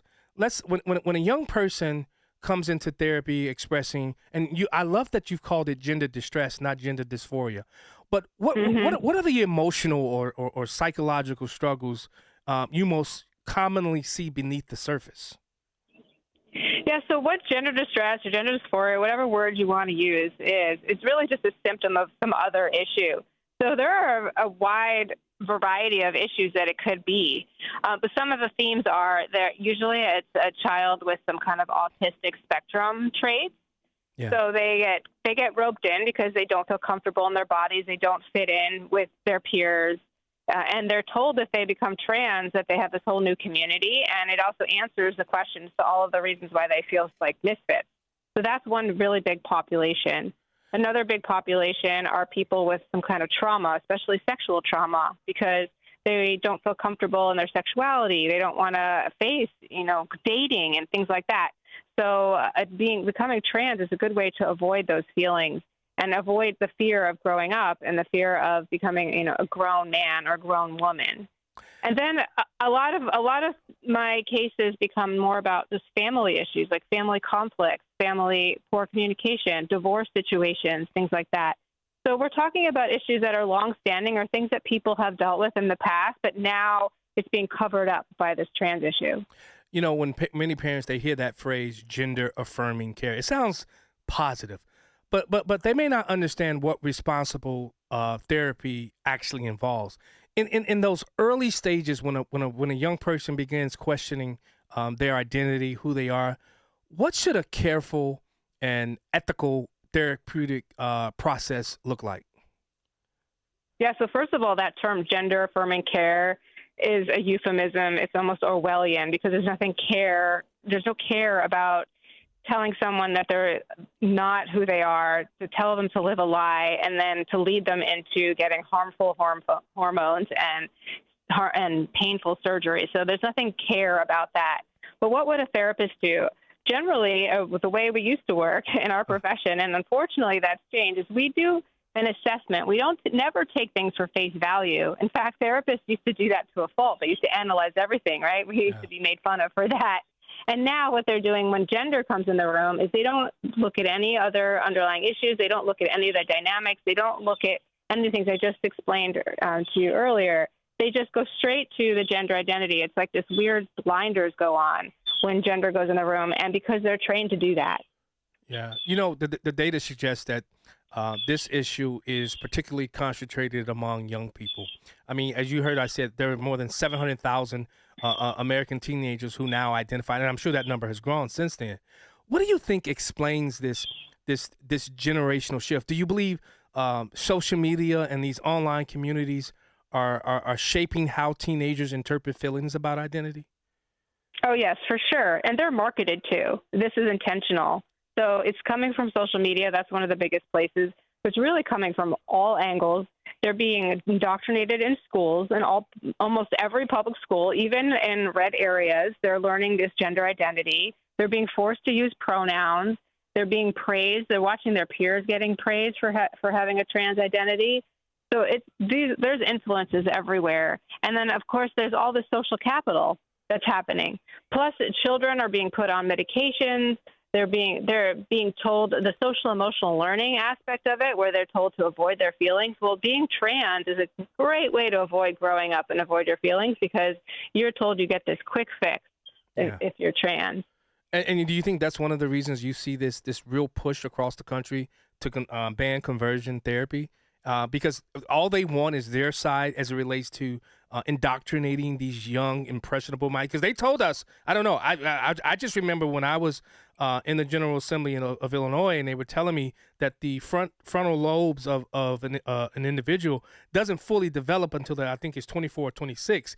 But that, as it relates to crime, but as it relates to this community, why are they able to get away with, if these young people, they haven't fully developed their brains yet, and as it relates to when they commit crime, why are they able to make these decisions about something that can be life-altering for them? Well, when it comes to this issue, you really can't think logically, and that's why a lot of people are so lost trying to understand. There's nothing logical about it. What I suggest for people who really want to understand is to look up queer theory and look up what's behind that, because really the goal is to turn everything that's normal upside down. And then also we're talking about more of that left ideology where there's a subjective truth. So if you identify as something, that becomes truth. And so that's why this has become so widespread.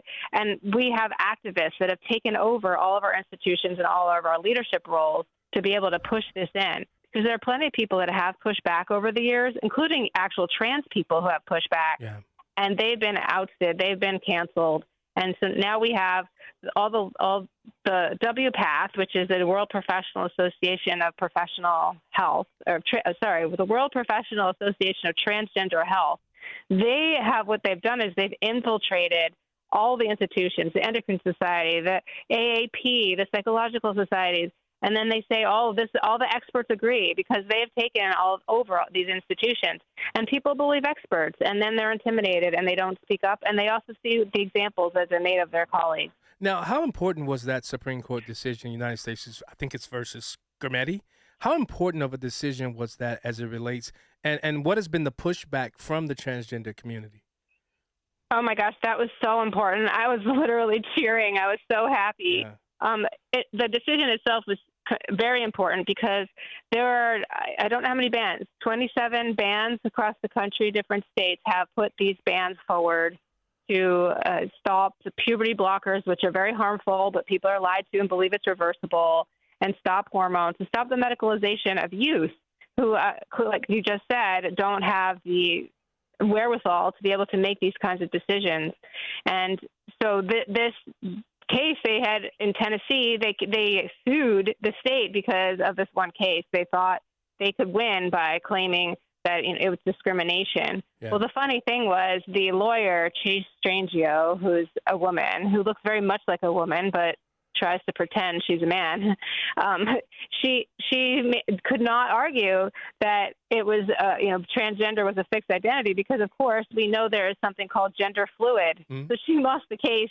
She lost the case for many reasons. So a lot of her arguments actually created a ripple, because she proved right then and there that their thought process does not make any sense and does not hold up in law. And I think that's one of the reasons you wrote not just one book, but two books. The first book, A Practical Response to Gender Distress, and your children's books, Froggy Girl, because of this implosion that's happening between for young people between ages 13 and 18. And in some cases, it's even younger than that.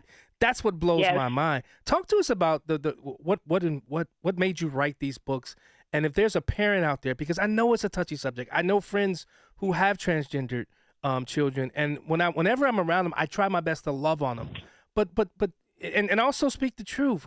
I think sometimes we fail to speak truth to people. How important is it for a parent who may be struggling with this right now with their child to get both your books?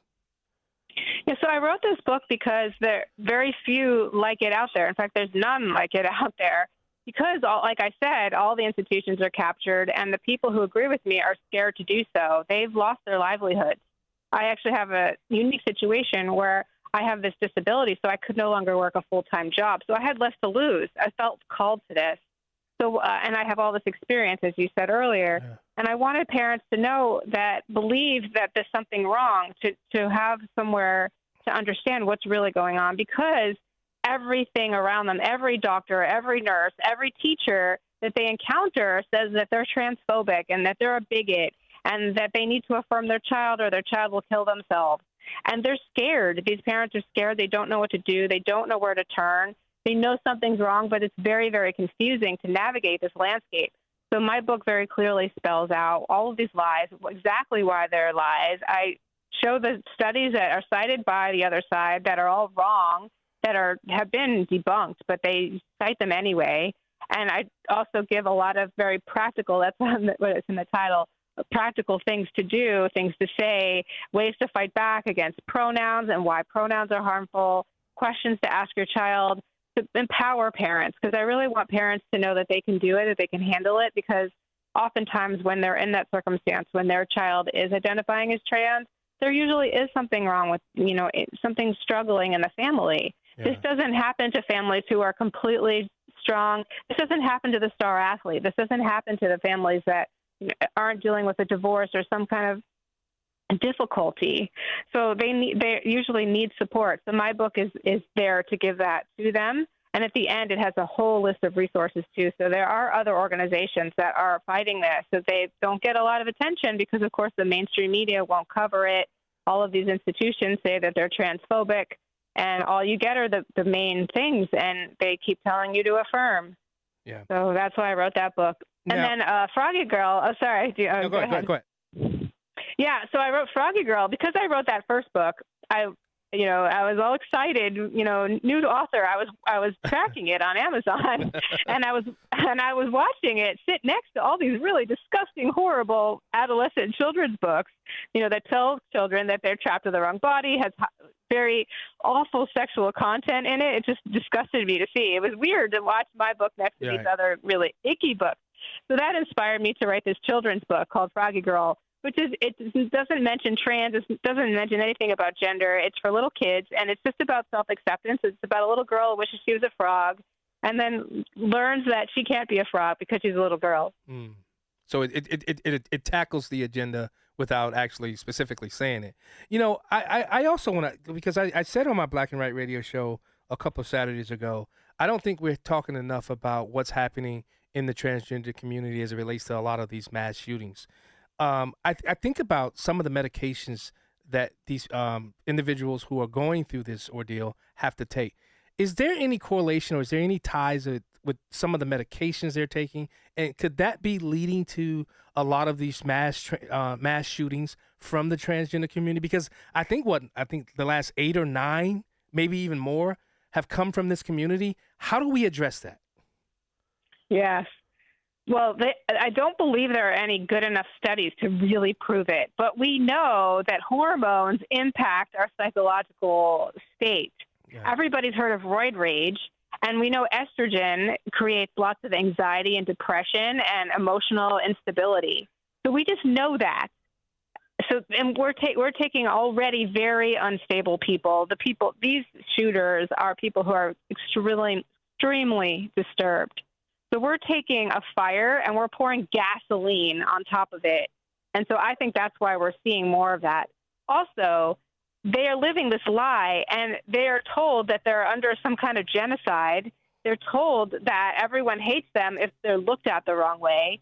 And so they're just we've got these very unstable people, and you have put this ideology on top of them, and it is just a recipe for disaster. Maybe that's your next book, to delve into the medical aspect of this and the medicines and the pharmaceutical companies and how maybe finding a study that's out there, and maybe that's your next book, Pamela. Maybe, yeah.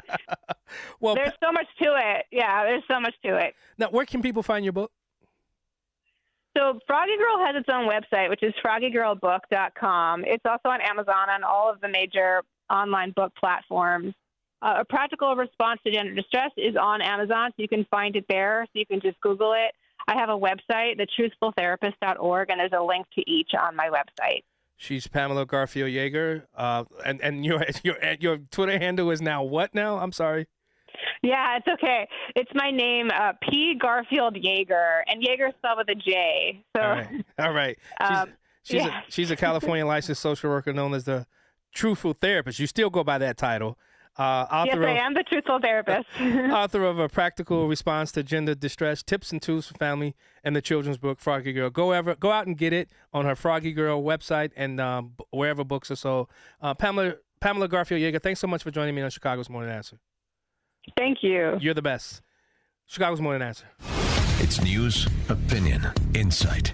This is Chicago's Morning Answer on AM 560. The Answer. I'm attorney Stephen Leahy. If you're a business owner with unfiled tax returns, tax season is not your friend. This is when the IRS turns up the heat. They match 1099s. They review payroll filings. They compare bank deposits. And when returns are missing, they don't send you a warning. They take action. Penalties stack up fast. Liens become public.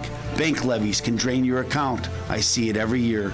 Good business owners who waited too long, not because they're crooks, but because they were overwhelmed. Let me be clear, hiding makes it worse. Action makes it fixable. I help business owners get compliant, file what's missing, and negotiate from a position of strength, not fear. Don't wait for the next certified letter. Don't wait for a levy. Go to fightbacknow.com and sign up for my daily email. I'll tell you exactly what to do next, step by step. Or call me right now at 312-664-6649. Act now before the IRS acts first. At Terra Vista of Oak Brook Terrace, dementia care isn't just what we do. It's all we do. We specialize in caring for those with Alzheimer's and other types of dementia. We're on the forefront of dementia care with a barrier-free, stress-free environment, so residents can explore safely and feel at home. But what truly sets Terra Vista apart? Personalized care. We take the time to learn each resident's story, where they lived, their routines, former careers, even the names of family members. Anyone who interacts with your loved one can immediately make them feel comfortable and understood.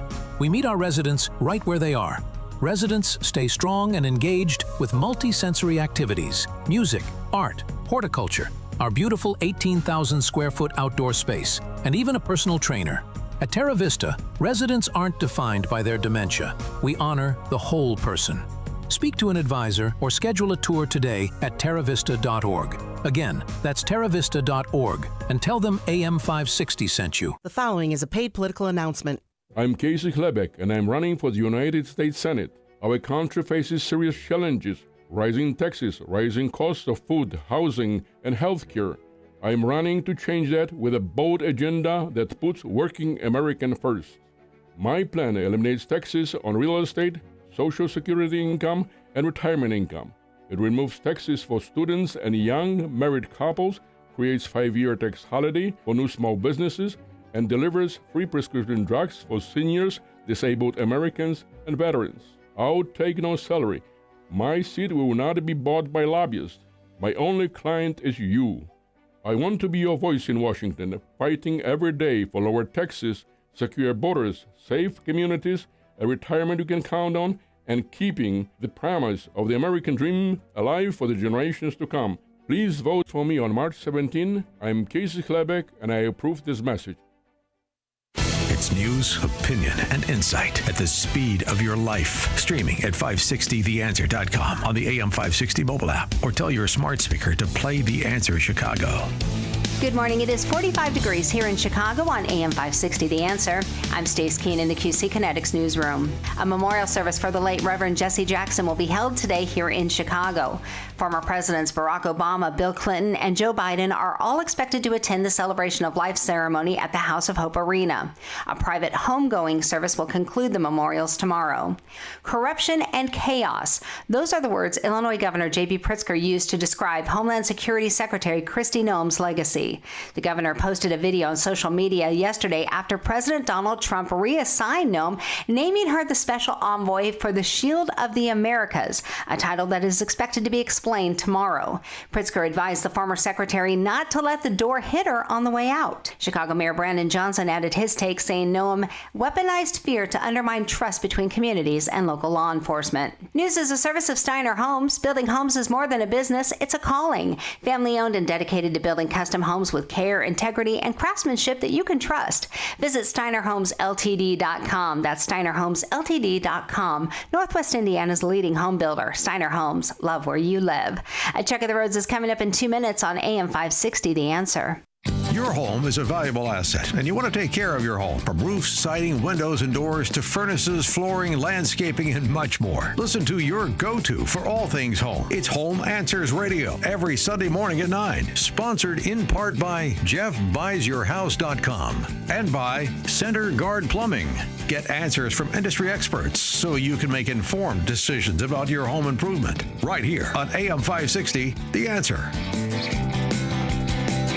If you're an investor with money in a 401k or IRA, what's happening right now in Washington could affect you directly. The Supreme Court ruling impacting Trump-era tariffs has injected new uncertainty into global trade policy. And when policy risk rises, investors move to safety. Plus, escalating tensions involving Iran are adding stress to an already fragile global landscape. Trade tensions, global instability, currency pressure. We're seeing gold and silver prices move higher again, with capital flowing toward tangible safe haven assets like precious metals. Call Advantage Gold at 800-900-8000 to get your free gold investment kit. You'll also receive a free copy of Ken Rogoff's book, Our Dollar, Your Problem. Many Americans are rolling over a portion of their retirement savings into physical gold and silver, tax and penalty-free with Advantage Gold. Call 800-900-8000. Results vary. Consult your financial advisor before investing. Call 800-900-8000. That's 800-900-8000. The following is a paid political announcement.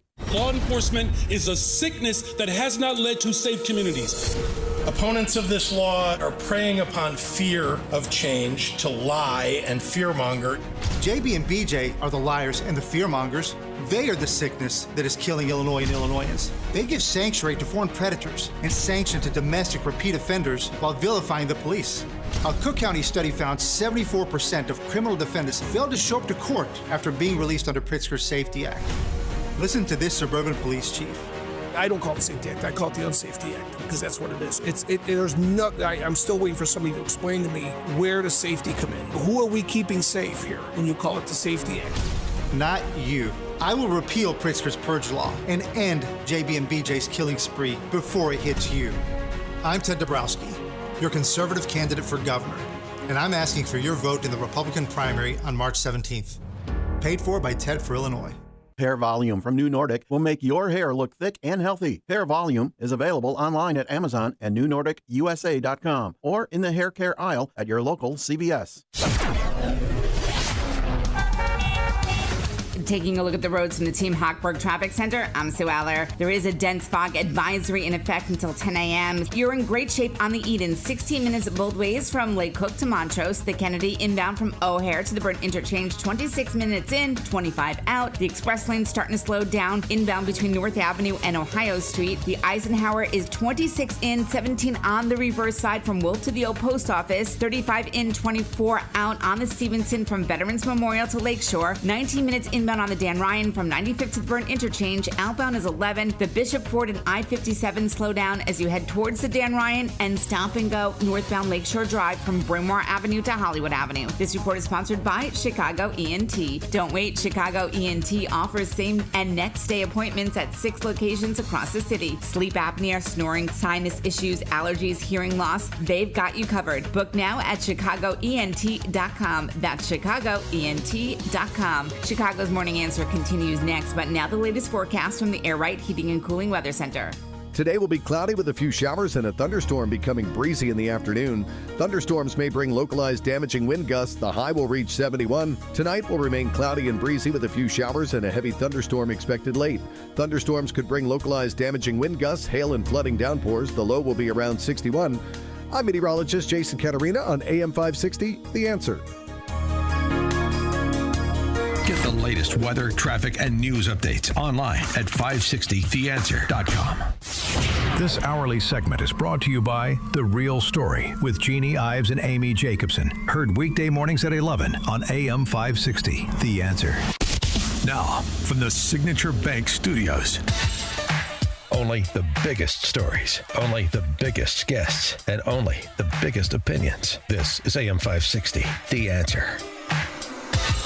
Our priority at the Republican National Committee is very simple. We want to make sure President Trump is a 4-year president and that his policies are seen through for a full 4 years. And so our main goal is to make sure we win these midterm elections. And so that is our number one priority. And we believe, the president, has promises made, promises kept going into this midterm cycle. We feel very good and confident about our position. And we are traveling across the country. We've identified 23 states right now. That's a little fluid. As you know, but we've identified 23 states where we're going to be involved and engaged in races there. And, we're excited. We feel like President Trump's policies are working and the American people, just look at the big, beautiful bill. It's tax season. People are going to start feeling those refunds in their pockets. And we've got a great story to tell going into 26. So we're optimistic. We have a great story to tell, and we're pretty optimistic. That was Casey Crosby. She's the co-chair of the Republican National Committee and a longtime Republican leader from Kentucky. She previously served as the RNC treasurer, and she's been a member of the Republican Party of Kentucky for many, many years. I think sometimes people think winning elections is about messaging. Messaging is so important. I'll never forget the acronym MOM, message, operation, and money. And sometimes I've gone out in speeches and say sometimes the Republican have the mo, sometimes they have the sometimes they just have the m. It's hard to get them all depending on who you are. President Donald Trump, in my opinion, has truly understood the role of mom as it relates to winning elections. But it requires organization, fundraising, turnout operation, and that message that resonates with voters in every part of the country. I know that President Trump, led by Susie Wiles, his chief of staff, they convened a meeting to discuss this upcoming midterm elections. And we're going to get into that with Casey Crosby. Casey, welcome to Chicago's Morning Answer. How are you?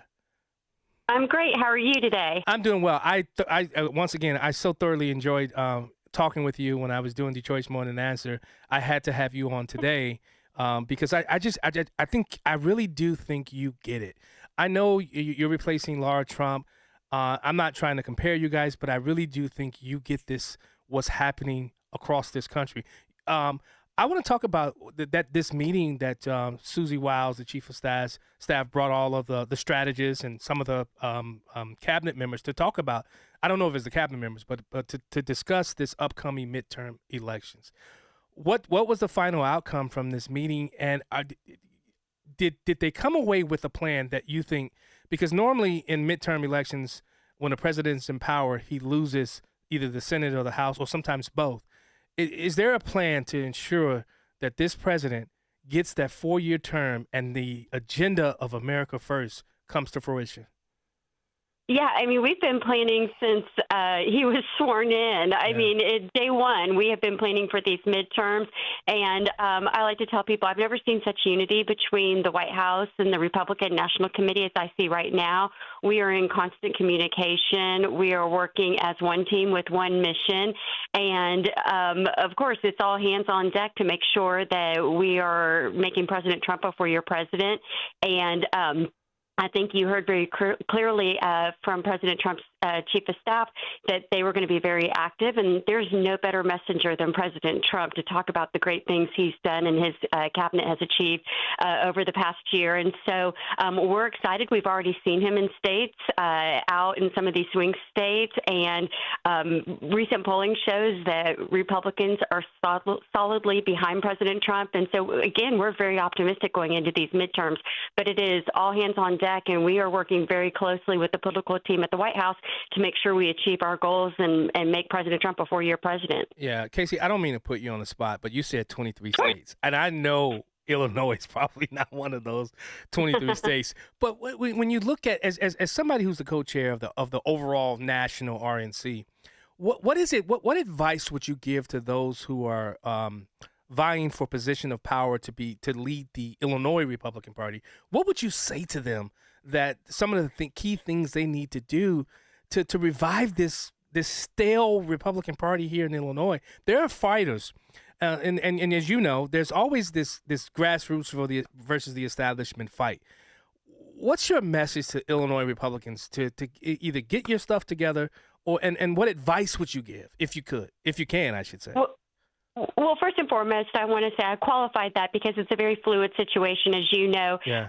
Sometimes things change, and we're data-driven, and so we are constantly watching the data. And we have absolutely, I should say, the best data as far as our political operation goes. And so it's very data-driven in determining where we're going to be and what races we're going to focus on. I mean, obviously, we're going for pickups. We are also defending a few races, and so we look at the data and we work very closely with our team as well as the White House to determine where we need to be, which also then comes into, the operational aspect of where resources need to be spent and so on and so forth. But, I can speak to Illinois specifically and the leadership, the GOP leadership there. One, you guys have always been blessed with great leadership in the state of Illinois with the GOP side. And, myself, I was in a blue state. I lived in, it's red now, but years ago we were a blue state, and I was asked to become finance chair. I was serving on the local city council. They saw me as a fighter.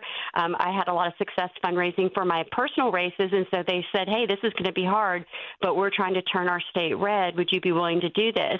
And, we had to make some tough decisions. We had to get involved and figure out where we could win and pick some off, and we worked with our investors, and it was everybody, again, one mission, one team, from our leadership, Republican leadership in the state to the few elected officials that we had, we came up with a plan. It was a several-year plan, to be honest with you, but we started like flipping one at a time. And when people started seeing the success, they started buying in, and now we have more registered Republicans in the state of Kentucky. So it can be done.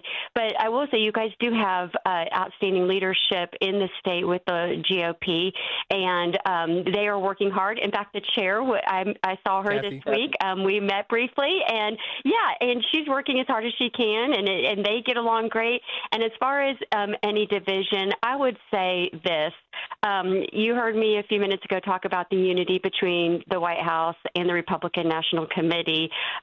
Everybody's goal should be on winning elections, and if you're not doing something to help Republicans win, that's a you problem, and maybe you need to just get on board, because it's about winning races. And my mom used to, a little Southern saying my mom used to say, there's always room for another flower in the vase. And so we welcome everybody. We're the big tent party. President Trump increased in every single demographic. We welcome people. We want people to be involved. But you know what? Families don't always get along, and sometimes you have to do what's best for the overall mission. So that would be my advice. Yeah, and I'll tell you, President Trump has probably built the greatest coalition I think I've ever seen any leader of any party build, even more so than Barack Obama. The number of the different type of people who came on to the America First MAGA movement. I've just never seen it just in my life. And I've been involved in politics. I'll be 50. I've been involved in politics since I was 5 years old. Yeah, and you mentioned it at the beginning. He has the message, and simply put, he's keeping his campaign promises. We see he got the big, beautiful bill passed, and people are going to be feeling it going into tax season. They're going to be getting refunds. The border is closed down. Inflation is down. We have safer communities. Every single thing he said he was going to do, he's accomplishing. And so we've got the message, and we've got the messenger with President Trump and the Republican Party. Operationally, we are stronger than we've ever been. And money, we are raising money. You look at the Democrats versus the Republican Party. You can see on the FEC reports, those are public information. People are buying into what we are trying to accomplish during this midterm election. So I think for a first time in a long time, we see that the check mark with all three of those boxes with your mom analogy. Yeah. If you're just joining the show, we're talking to Casey Crosby. She's co-chair of the Republican National Committee. And Casey, historically, the party in the White House, they always lose seats during for the most part, during midterm elections. How important? I think this is probably the most important question of this interview. How important are the midterms, not just politically, but strategically for implementing the president's agenda? Because he's just getting started. Speak to the voters who identify as Republican, those who have voted Republican in previous elections. How important is this midterm as it relates to President Trump getting his agenda through for the next 4 years, the next 3 years, I should say? It's critical, and that's why I said that's been our number one mission since he was sworn in, is to make sure that we have his full agenda for 4 years, and people just can't sit it out. If they're enjoying having safer communities, if they're enjoying getting larger tax refunds and lower gas prices and seeing inflation down and mortgage rates down and all the great things that President Trump has done in just a year, you have to imagine we need him for a full 4 years. And so elections have consequences.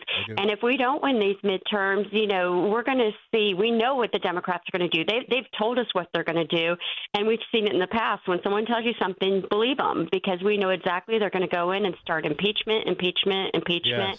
And we're going to see all the great things that have happened over the past year just be put aside. And so it's very critical. And I tell people all the time, elections have consequences at all levels, local all the way up to the top. And so you have to be engaged and involved, and every single election is important. So we're going to be working on getting out our vote. And again, we're going to give the same type of effort we did in 2024. And Casey Crosby, one of the things that I've noticed, the Republicans, President Trump has thrown away the old Republican playbook. And I think that's what really started this increase, specifically in the Latino, Black voters and younger voters in a lot of these recent elections. I think about people here that are running, Tedora I think about Christian Maxwell. I think about Dr. Pamela Denise Long. These are black people that are running for one's for U.S. Senate and Congress, and even there are some that are running for House seats. How is the RNC working to build on that momentum with those groups? Yeah, so we work with all different, demographics and constituency groups. I think you heard me say that, President Trump did such an amazing job growing in all those demographics. And we've spent the better part of the last year going out and trying to increase with those numbers and build and help our state parties. We work very closely. I'm not sure if a lot of people realize, but the Republican National Committee works very closely with state parties. And one of the goals that they have is to build their numbers. And so we work with them on their plans for their state, and we meet their states where they are. So you mentioned Illinois is a blue state. So we set up benchmarks and targets that we want them to reach. We also invest in our state parties so that they can be successful. And so they have these plans that we utilize to help them grow their parties within their states. And every single state is at a different level. We have territories. And so we work very closely with them. And so some of those targets are within the plans that they have for their specific states. But, it's important that everybody realize, President Trump did grow all those demographics, but most importantly, he grew them because he told them what he was going to do, and he has kept every single promise. Yep. And I always feel silly because I'm like, it shouldn't be novel to say that somebody's keeping their promises, but it really is anymore, and President Trump is that person. And again, we are so excited that he's going to be out active during these midterms talking about all the accomplishments this administration has had. It's remarkable. One of the things that I've seen with Chairman Whatley and with Laura Trump and now with you, Casey, is the Republican Party. They used to look at the next election. And for some reason, they couldn't look beyond the next election and give us a long-term vision for the Republican Party. Now, if we look beyond this next election cycle, what is that long-term vision for the Republican Party? Because there's gonna be a party after Trump, and what are some of the things that you guys are looking to do to ensure that America First agenda just doesn't fizzle out? Yeah, well, I think, first of all, you look at the party platform that we passed at the National Convention, and I think that gives people an idea of where we are, at least for the next 4 years. And, I believe that Vice President Vance said it best a few weeks ago. I don't know, it was a week or two ago, where somebody asked him about his future specifically, and he said, if I do a good job right now, I'm not looking at the next job. I'm looking at what can we do now and accomplish now, and that always opens doors. And I have said that during my career too. You shouldn't be worried about what's next. You need to do a good job now, because if you're doing what you said you're going to do and accomplishing things, other things fall into place. And so obviously our goal is to win elections and get Republicans elected. Yeah. And we do that by having good policy, and we do that by having good candidates. And as the former treasurer of the RNC, we do that by being good stewards with our investors' money. And we're just trying to grow our party because, again, we are already, we already have our convention space for 2028 will be in Houston. And so while you have to do here and now, we're also always thinking that what we do now is impacting us for the years to come. Okay. Can I get you in some good trouble? Is that okay? To get you in some good trouble? Yeah, good sure. Trouble. I like good trouble. Casey Crosby, I know that you are beloved by a lot of people, specifically a lot of people in Kentucky. All of my friends who are there, they love you. Will we ever see a United States Senator Casey Crosby or a Governor Crosby? I'm just getting you in good trouble. Yeah, well, I can probably pretty emphatically say that I absolutely love what I'm doing right now, and I have no intentions. It's funny because I tell people at heart I'm an operative, and I love helping good people get elected. I love seeing how they shape policy, but at heart I'm an operative, and I love to help good people get elected through good policy and supporting great people on the ground. So that's my passion, and that's where I am right now. I never say never, but I also can say at this point right now, as we're talking in this interview, I absolutely love what I'm doing, and it's such a joy to to get to work with Chairman Gruters in the White House and of course, President Trump and his administration. I mean, I say I've got the best job in the world because I get to go out and talk about all the accomplishments. I get to help Republicans get elected. Listen, life is great. But it sounds like you just defined yourself, good people. You like to, it sounds like you just defined Casey Crosby, because I'm telling you, we need good people like you. And I'm telling you, thank you. We need good people like you who are willing to go and fight. And that's the reason why I say this, because Andy Beshears is going to be looked at as a presidential candidate from the Democrats because he fits that mold of them trying to pivot to the center. But you and I both know there's some radical beliefs with the Governor Andy Beshear, right?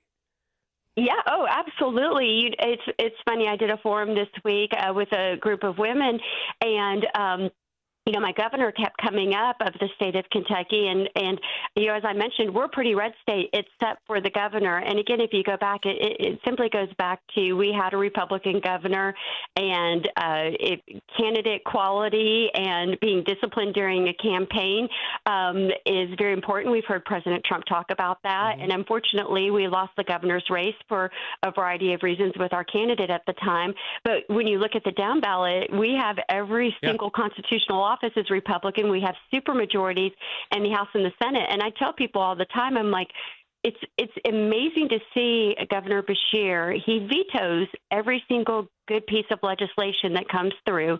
He vetoes it. Our supermajorities override him, and then he takes credit for all the good things going on in Kentucky. It's amazing.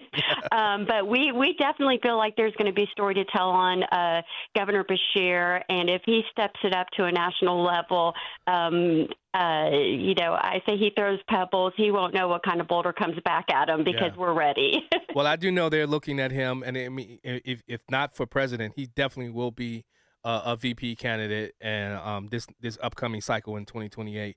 Casey Crosby, co-chair of the Republican National Committee and longtime Republican leader from Kentucky. Thanks so much for joining us on Chicago's Morning Answer. You're the best. Thank you. You're the best, too. Anytime. Have a great weekend. All right, you too. I still want to see Governor or Senate Casey Crosby. That's just me, though. Chicago's Morning Answer. The stories you need to know to start your day. This is Chicago's Morning Answer on AM 560. The Answer. Don't miss In Grace with Pastor Jim Scudder Jr. Now heard on Sunday mornings at 7:30. Tune in and find hope as Jim Scudder explores God's Word and His world each Sunday morning right here on AM 560. The Answer. You need a construction company, but who? Call Crosscom. A construction company you can trust that shares your Christian and conservative values. For decades, Crosscom has been doing work in Chicagoland, Northwest Indiana, and Wisconsin. Roofs, siding, windows, doors, gutters, basically everything for your home or business, even solar. Quality work and professional services that make you feel great about your decision to work with Crosscom. Call Crosscom. 630-871-5500. Give them a chance to earn your business. If your repairs are due to storm, fire, or flood damage, you need to call Crosscom. They're licensed public adjusters. They work for you, not the insurance company. Crosscom will work to get you the money you deserve, the maximum payout. They know the insurance companies and how to deal with them. They win for you. Call Crosscom. Crosscom Construction and Public Adjusters. This is Dan Lights with Crosscom. You can trust us with your home or business for high quality work and fair prices. It's the only way we do business. 630-871-5500. CrosscomPublicAdjusters.com. Business owners, now's the time for your business to make the move to a locally owned business bank. Hi, Mike Gallagher here to let you know that you don't have to look far. Signature Bank was founded in Chicago with a simple mission to help companies like yours grow, succeed, and thrive. Their decisions are made locally by a terrific team that knows your name, cares about your business, and invests in your success. That's why Signature Bank is my bank. I'm a customer. As business owners, they knew that local family-owned businesses were not getting the help they needed or deserved. So I invite you to reach out to my friends at Signature Bank today. Write the number down. Remember this phone number, Signature Bank, 773-467-5630, and learn all about this great bank, 773-467-5630, or visit them online at signaturebank.bank. That's signaturebank.bank. Signature Bank makes commercial banking personal. Member FDIC, equal housing lender. Mike Lindell and the MyPillow employees want to thank you for your great support this past year. They want to make 2026 the best year ever. So to thank you, they are giving you free shipping on your entire order and wholesale pricing. So they are bringing back the mega sale. For example, the classic MyPillows, regularly $49.98, now only $14.98. Turn any mattress into the best mattress ever with the Made in the USA MyPillow My Mattress Topper and save up to $100. Get a set of MyPillow Giza Dream Sheets for as low as $29.98 or the 6-pack towel set for only $34.98. To get the best specials ever, go to MyPillow.com and use promo code LIBERTY or call 800-489-0201 and use promo code LIBERTY. These offers won't last long, so call 800-489-0201 or go to MyPillow.com and use promo code LIBERTY. Order now and your entire order ships absolutely free. Take the journey of living a happy, successful, and meaningful life through God. Listen to It's Time with Dan Lights, Sunday mornings at 9 on our sister station, AM 1160. Hope for your life. AM 560, The Answer. All right. Coming up on Chicago's Morning Answer, we talked to Jason Brodsky. He's the policy director of United Against Nuclear Iran. The topic, who will lead Iran now? I think that's a pressing we need an answer for that right away. It is now 8 o'clock on WIND Chicago. This is a Fox News alert. More firing than hiring last month. I'm Dave Anthony. We just got that in the jobs report this morning. We have a negative number for February non-farm payrolls, a loss of 92,000 jobs. After 126,000 jobs were created in January. Hiring also revised down by 65,000 jobs in December. Fox Business Network Cheryl Cassoni also reports. We are also seeing the unemployment rate tick up to 4.4%. In another report, there was less shopping last month, a slight 0.2% decline in retail sales, and a big stock market sell-off is looming as the Iran conflict keeps driving up fuel costs as well. Oil up to $86 a barrel. A week ago it was $65. And the price of the gas pump has surged up 33 cents in 4 days. Energy Secretary Chris Wright tells Fox this should be temporary as the U.S. works to secure fuel shipping lanes. First, we got to get their ability to cause trouble way down. And then as soon as it's reasonable to do it, we'll escort ships through the straits and get the energy moving again. And the U.S. and Iran keep bombarding Israel and keep bombarding Iran. Fox's Trey Yingst in Tel Aviv. Fox News has learned some exclusive details about a strike overnight that took place in the Iranian capital of Tehran. A senior Israeli official telling Fox News that the bunker of Iran's former Ayatollah was targeted. And as Iran keeps firing missiles at Israel, keeps shooting down Iran's missile launchers, also being targeted in strikes today. President Trump on Truth Social moments ago posted there will be no deal with Iran except unconditional surrender. After that, and in a selection of a great and acceptable leader, we and many of our allies and partners will work tirelessly to bring Iran back from the brink of destruction. Another Republican is planning to leave Congress. Tony Gonzalez has announced he is ending his bid for re-election in Texas. He was facing a May primary runoff in Texas. He had admitted having an affair with a staffer. America's listening to Fox News. Good morning. It is 47 degrees here in Chicago on AM 560, The Answer. I'm Stace Keene in the QC Kinetics newsroom. Illinois residents are pushing back against a proposed AI data center that, if approved, would be the largest in the state. Fox 32 Chicago's Joni Lum has the story. Hundreds of residents packed the Joliet City Hall to be seen and heard. The data center would be built on 795 acres of farmland on Joliet's east side. It would require large amounts of water for cooling and electricity to power the digital storage and AI functions that would operate inside. Joliet families who live nearby are concerned about the impact of a growing industry that uses large amounts of local resources. Developers of the project have reached out to Google, Amazon, and Meta about becoming customers, but have not yet solidified any agreements. Tenants at the Cheney Braggs Apartments in Chicago's Woodland neighborhood rallied yesterday over concerns about possible rent increases and displacement. Residents say a California investor wants to buy the building located near 65th Street and Stony Island Avenue as development continues around the Obama Presidential Center. Tenants say they've been offered $2,000 each to move out. And a private school that uses artificial intelligence tutors instead of traditional classroom instruction plans to open in downtown Chicago this fall. The Alpha School will serve students from pre-K through 8th grade.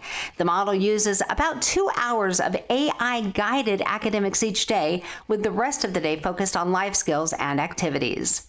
This report is a service of Team Hochberg. They've helped thousands of AM 560 listeners with the best rates and service.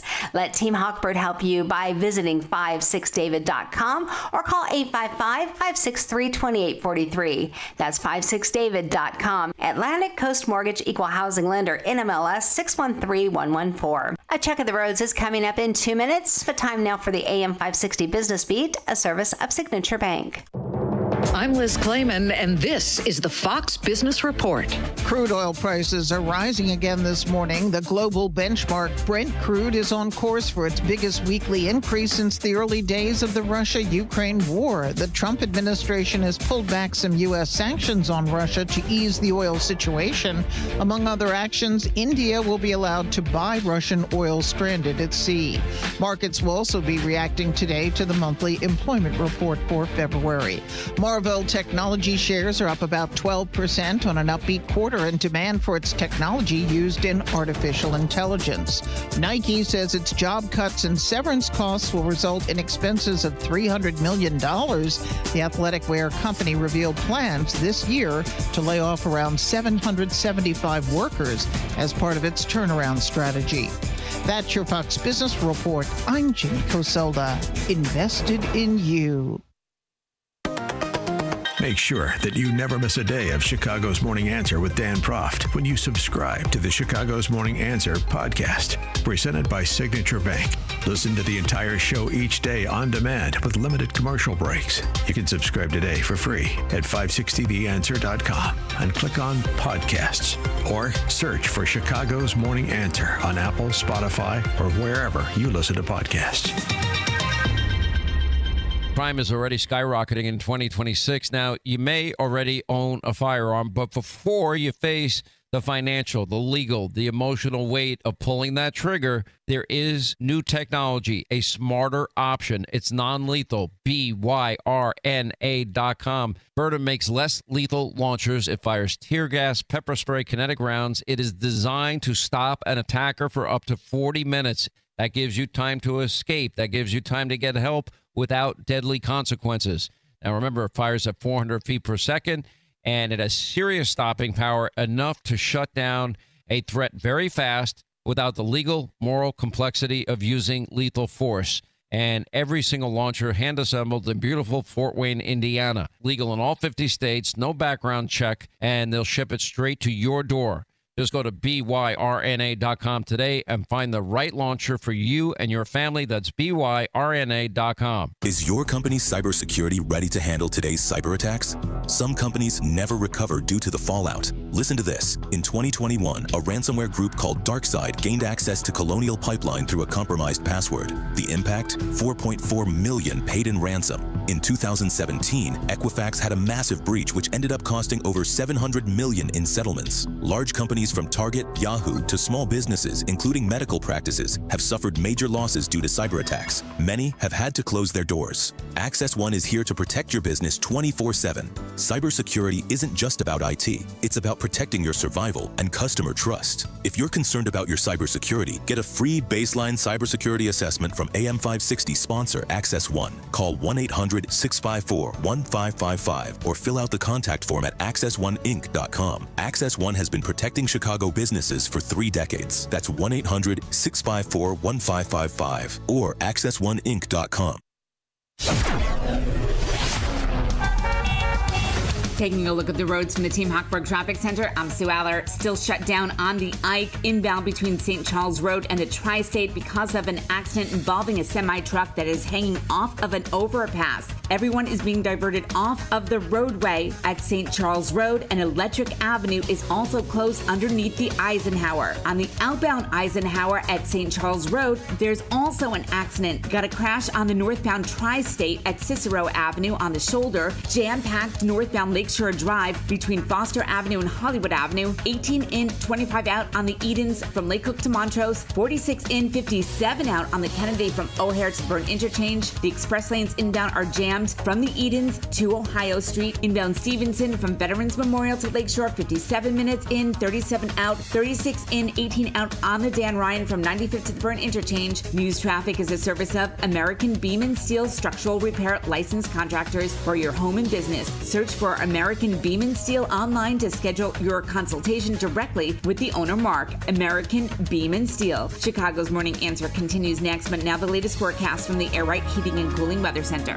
Today will be cloudy with a few showers and a thunderstorm, becoming breezy in the afternoon. Thunderstorms may bring localized damaging wind gusts. The high will reach 71. Tonight, expect cloudy and breezy conditions with a few showers and a heavy thunderstorm late. Thunderstorms could bring localized damaging wind gusts, hail and flooding downpours. The low will be around 61. I'm meteorologist Jason Caterina on AM 560, The Answer. Get the latest weather, traffic, and news updates online at 560theanswer.com. Now, from the Signature Bank Studios. This is Chicago's Morning Answer with Dan Proft on AM 560, The Answer.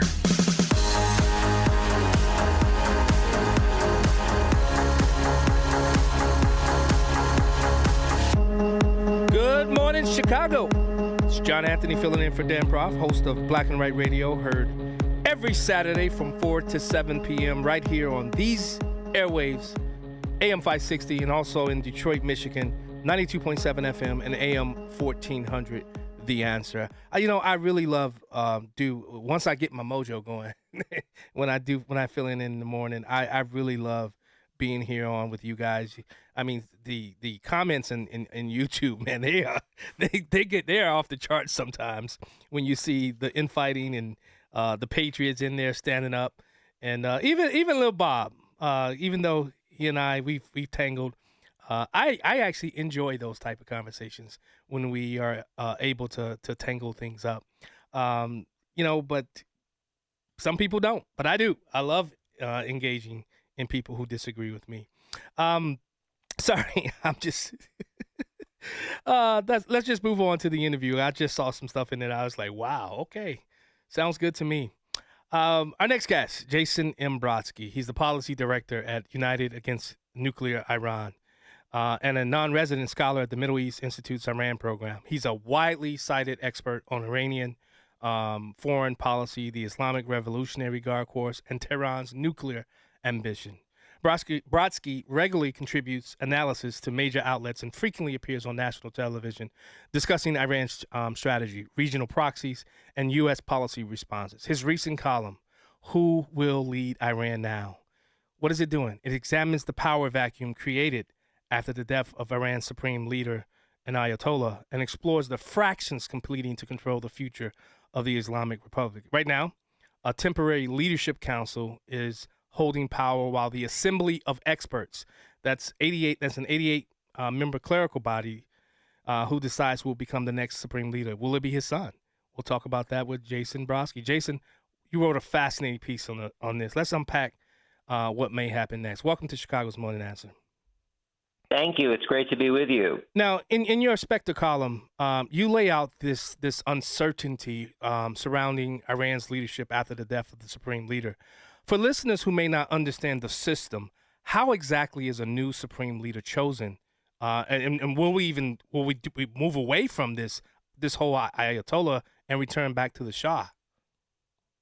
Well, under the Islamic Republic's constitution, should there be a vacancy in the office of the Supreme Leader, an interim leadership council is impaneled, and that's what we have right now. So the president, that's a triumvirate of three people on that council: the president of Iran, the chief justice of Iran, and a member of its guardian council, which vets state elections. So those are the three members of the Leadership Council. And then the Assembly of Experts, as you noted, is the one that selects the next supreme leader under the Constitution.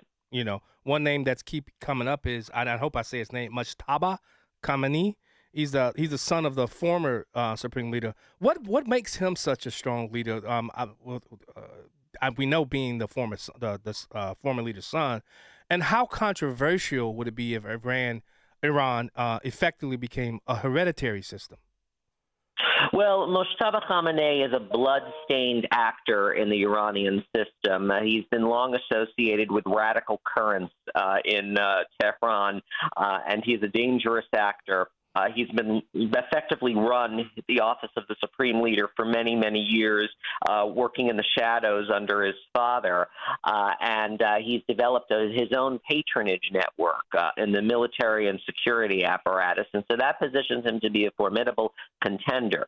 But he has weaknesses. As you noted, he is the son of the Supreme Leader, and let's not forget that the Islamic Revolution came to power in 1979, overthrowing the monarchy, which had a hereditary element in it, and that would go against what the Islamic Republic was founded on.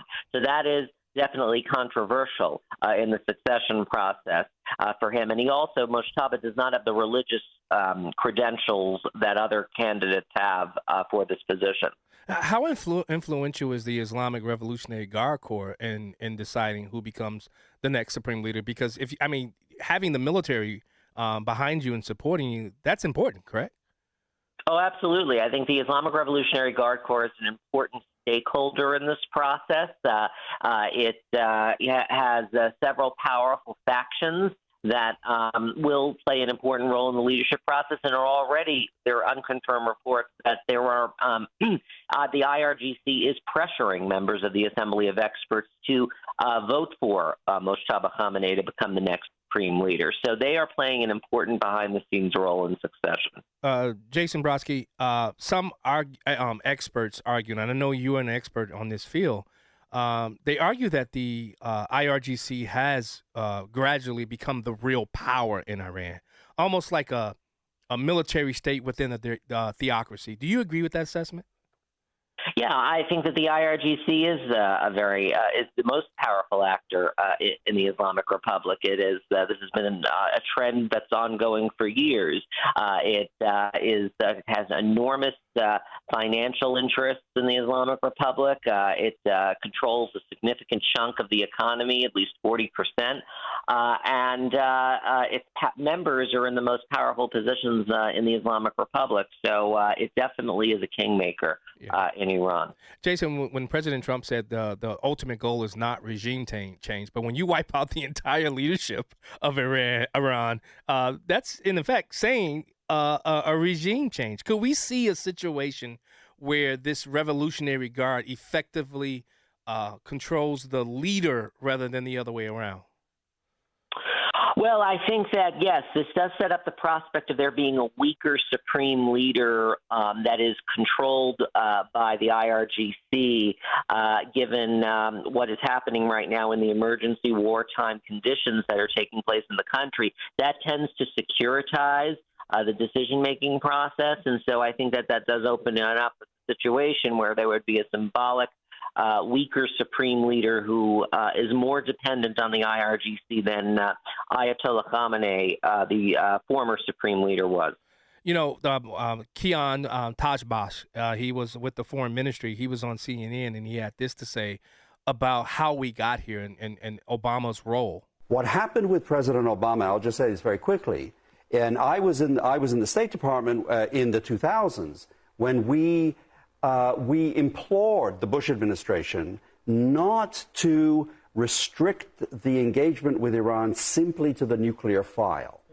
What happened with President Obama is that, for better or worse, and I'm not going to litigate that here, he decided that given the four big problems that have always been on American objectives with Iran, that is enrichment, ballistic missiles, proxies, and democracy inside Iran, that he would put all the last three aside and focus only on the nuclear deal. Now, I'm not going to say that was good or bad. I don't think it was a great idea, but what we have seen, and this is also maybe controversial, and I think a lot of my liberal friends are going to hate me for this. Don't point to me. But, okay, I know. I didn't point to you. Okay. Is that, unfortunately, you can draw a straight line from the 2015 nuclear deal to October 7th. Iran. I'd love to hear that from some administration officials. That leveling with the American people, what you're saying, these thoughtful comments. Well, I think that what the Trump administration we do have to go to a break here. Yeah, okay. There's more on the other side, so hold your thought because I have some follow-up questions for you. Jason, is Khan, I think his name is Kian Tajbash, is he correct in his assessment? I think Kian is correct. I think that the original Iran nuclear deal that was concluded in 2015 was a mistake. He is right to suggest that the U.S. prioritized the nuclear file at the expense of all the other threats that the Islamic Republic poses. Iran is not just a nuclear file, and we have to remember that. And what happened was that deal inhibited the ability of the United States to effectively counter Iran on non-nuclear issues like terrorism, human rights abuses. And so that supercharged the theocracy by giving it sanctions relief, and it enabled them to amass a lot of resources to be able to fund these proxy and partners like Hamas that committed terrorism in the October 7th massacre in Israel. Now, Jason, your organization, United Against Nuclear Iran, you focus heavily on economic pressure. Do sanctions still work as leverage, or has this regime learned to survive them? I think sanctions do work as leverage. I think that sanctions first of all, they deprive an adversary of the resources that they would need to build out their weapons programs, to expand their military. It deprived the Islamic Republic of resources that it would have otherwise diverted to terrorist groups around the region. So I think it did work in that respect. And I think that by bringing the Iranian regime to the table, to the negotiating table, it's an example of how sanctions have worked. So I think sanctions are an important toolkit in the U.S. Toolbox, but there are others as well, like military pressure and diplomatic isolation and other measures as well. You know, when you think about what happened under President Trump, the Arab Spring, and how the Iranian people were begging for former President Barack Obama, and I'm not trying to make this about Democrat, Republican. I'm not trying to make this about. I'm trying to make this about the actions that have that took place. The Iranian people were begging for action. The same thing happened this time, and President Trump and Bibi Netanyahu delivered on that action. How important was it for President Trump? Because I'm sure for years we're going to have the debate on if this is the right thing to do. Why is America even involved? Why is America fighting an Israeli war? It's not an Israeli war. It's a world. This impacts the entire world. Correct, Jason Brodsky? Well, I think that this is fundamentally about U.S. interests. Look, I think that President Trump views this as not starting a war, it's concluding a war. The war was started by the Iranian regime in 1979, when some of your listeners will recall that the Iranians seized the U.S. embassy in Tehran and took our diplomats hostage.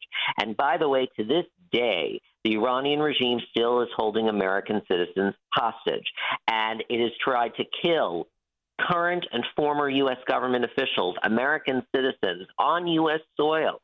So this is not a war that the United States started. This is a war that the Iranian regime started in 1979, and I think President Trump views his administration as ending that war by engaging in this Operation Epic Fury. And Jason, I'm so glad you said that, because I kind of figured you would go there, because when I wrote that question down, I then found this audio from Kian. 2 days ago, yesterday, this morning, I was told we were not at war. Today in the press conference, Pete Hegseth says, "In the war." Are we at war? Are we not at war? Do we want regime change or do we not? The president told the Iranian people in his very first moment. You know, I know this may sound controversial, and among my friends, some of them is controversial. That's okay. But I think that a lot of commentary is missing, perhaps, the big picture. I agree. And there is a big picture here, and perhaps to simplify it, I would put it this way. I don't think it's right to say that President Trump has started a war with Iran. I think President Trump wants to finish a war that Iran started in 1979, 47 years ago. And these aren't just words. Let me just tell you an anecdote. In the 2003-2004, when I was there in Iran working on projects at a very high level. I was talking with deputy ministers. I was talking with, going back and forth. And I was in the foreign ministry in Tehran, where I met someone who was very senior, and he was semi-sympathetic with the projects we were doing. But as I was leaving, he looked me in the eye, and he said, "You as an Iranian American, I want you to know something and listen very carefully." He said, "We in this building," and what he meant is the foreign ministry, which meant representing the government, which means representing the regime. He said, "We believe we are at war with the United States." There it is, Jason Brodsky. Confirmed. Absolutely correct. Absolutely. Keon is absolutely correct. And that's what I think Americans don't, haven't followed this maybe as extensively as some of us have on a daily basis. But what this has been a pattern of actions and lethal threats against the United States of America. People may not remember this, but in Iraq, in the Iraq War, we had hundreds of American soldiers who were killed or permanently disfigured, their arms blown off, their legs blown off, injuries to their face, burns to their face because of IEDs, improvised explosive devices that the Iranian regime planted and manufactured and gave to its Shia militias in Iraq. So this has been going on since 1979, and the U.S. is settling accounts, and rightfully so. Well, Jason Brodsky, I definitely want to have you on my show, Black and Right. It's a Saturday show. I don't know if it's from 4 to 7 p.m. I'm definitely going to reach out to see if I can have you on, because I would love to have you on Black and Right Radio. Okay, thanks so much. It was great joining you. Yeah, it was the same here. Jason Brodsky. Follow him on X at Jason M. Brodsky. He's the policy director for the United Against Nuclear Iran. Thanks so much for joining us. Chicago's Thanks so much. All right. Okay. The more you listen, the more you'll know. This is Chicago's Morning Answer. Morning Answer on AM 560.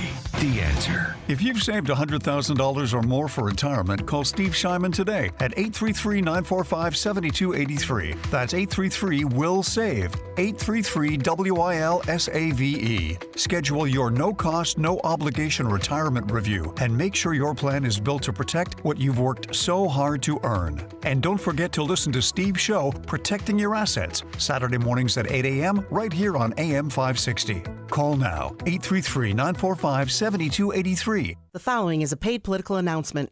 I'm Casey Klebeck, and I'm running for the United States Senate. Our country faces serious challenges: rising taxes, rising costs of food, housing, and health care. I'm running to change that with a bold agenda that puts working American first.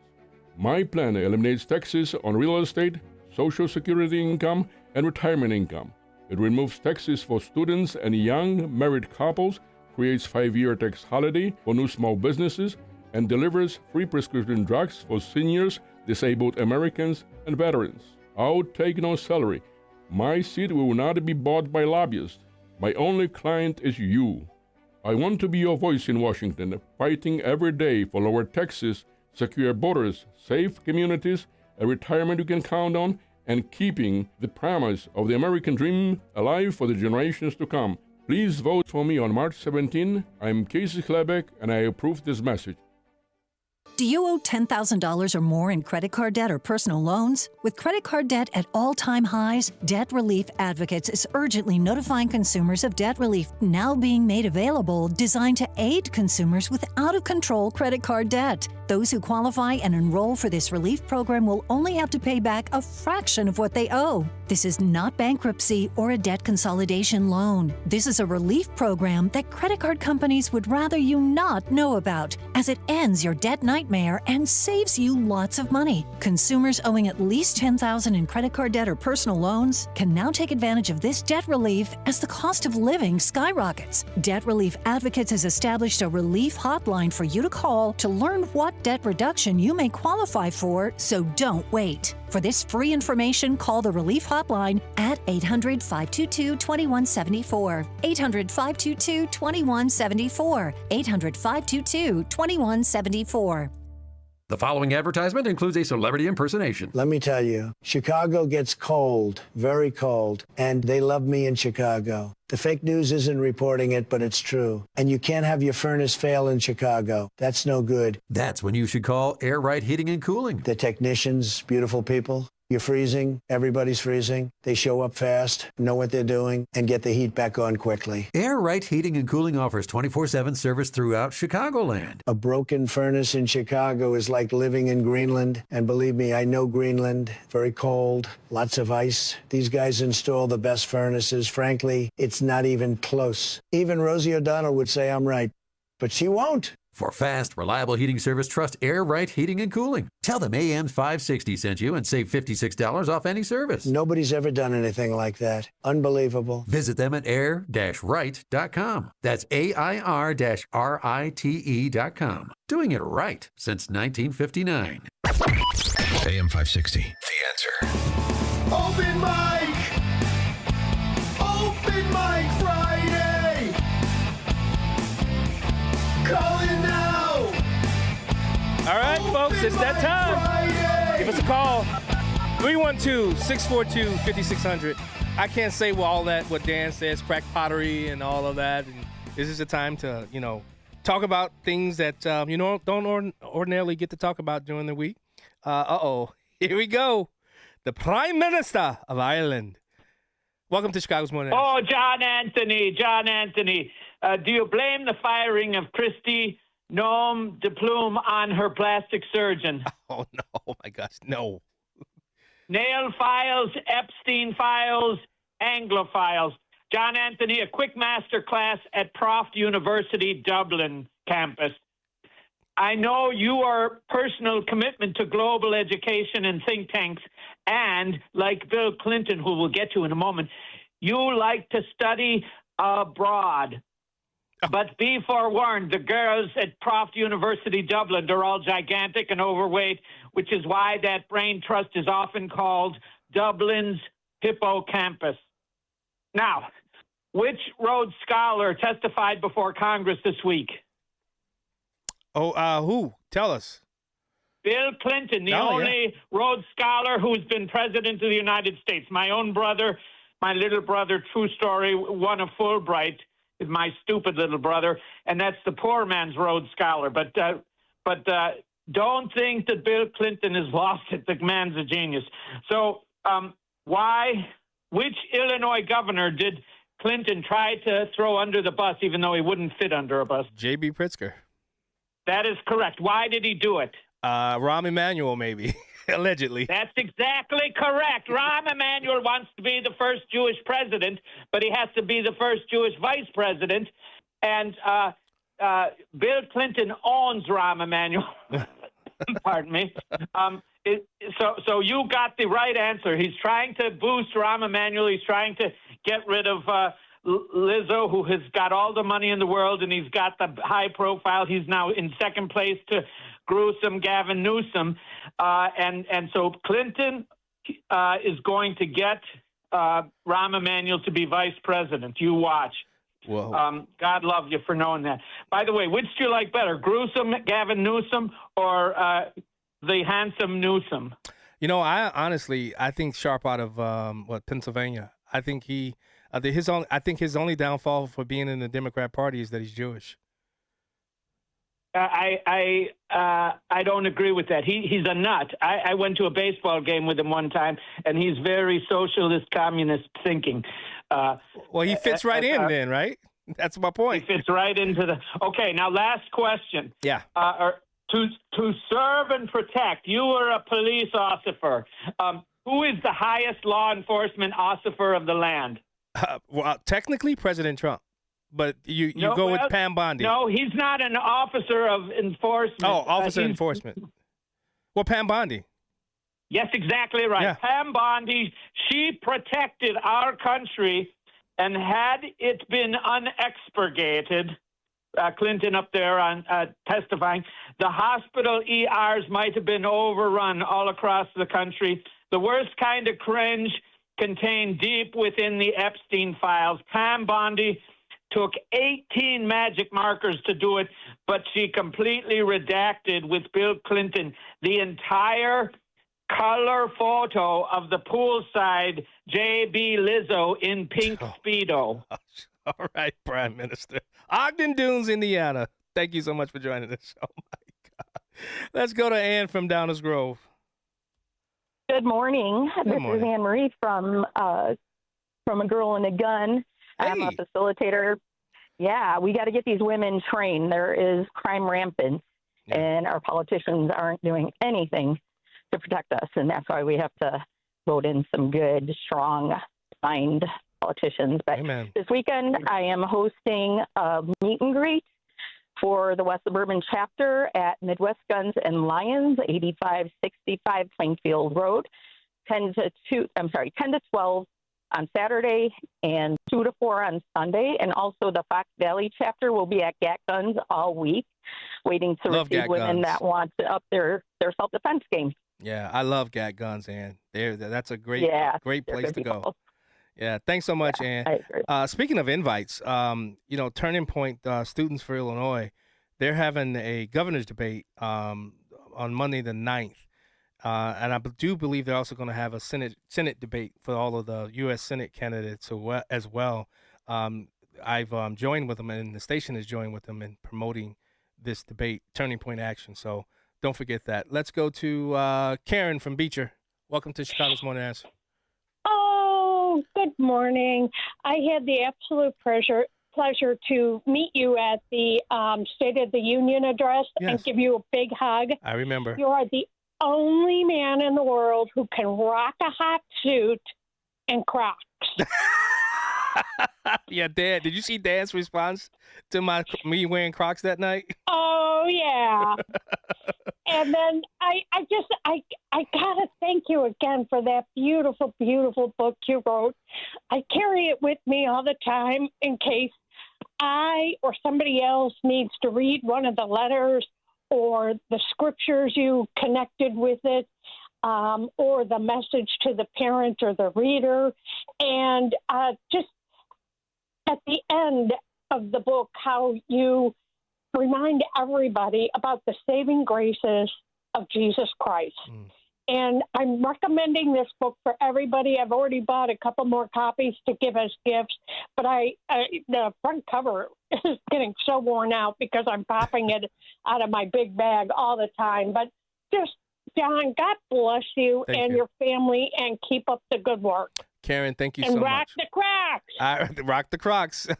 Thank you so much, Karen. So, Dan, I actually wore them just for Dan so that I could walk up to Dan because, as you guys know, Dan said if you're wearing Crocs, your life is pretty much over. So I changed into my shoes after the fact, but the shoes that I actually was wearing that night. And you should have saw Dan. And if you know Dan, you know how he looks at you, right? Like he gives you that death stare, like you're the dumbest person in the world. That's Dan. That's the look that he gave me. But I did it just to mess with him, and looks like I carried it well. Let's go to Mary from Midway. Oh, look at you attracting all these women folk.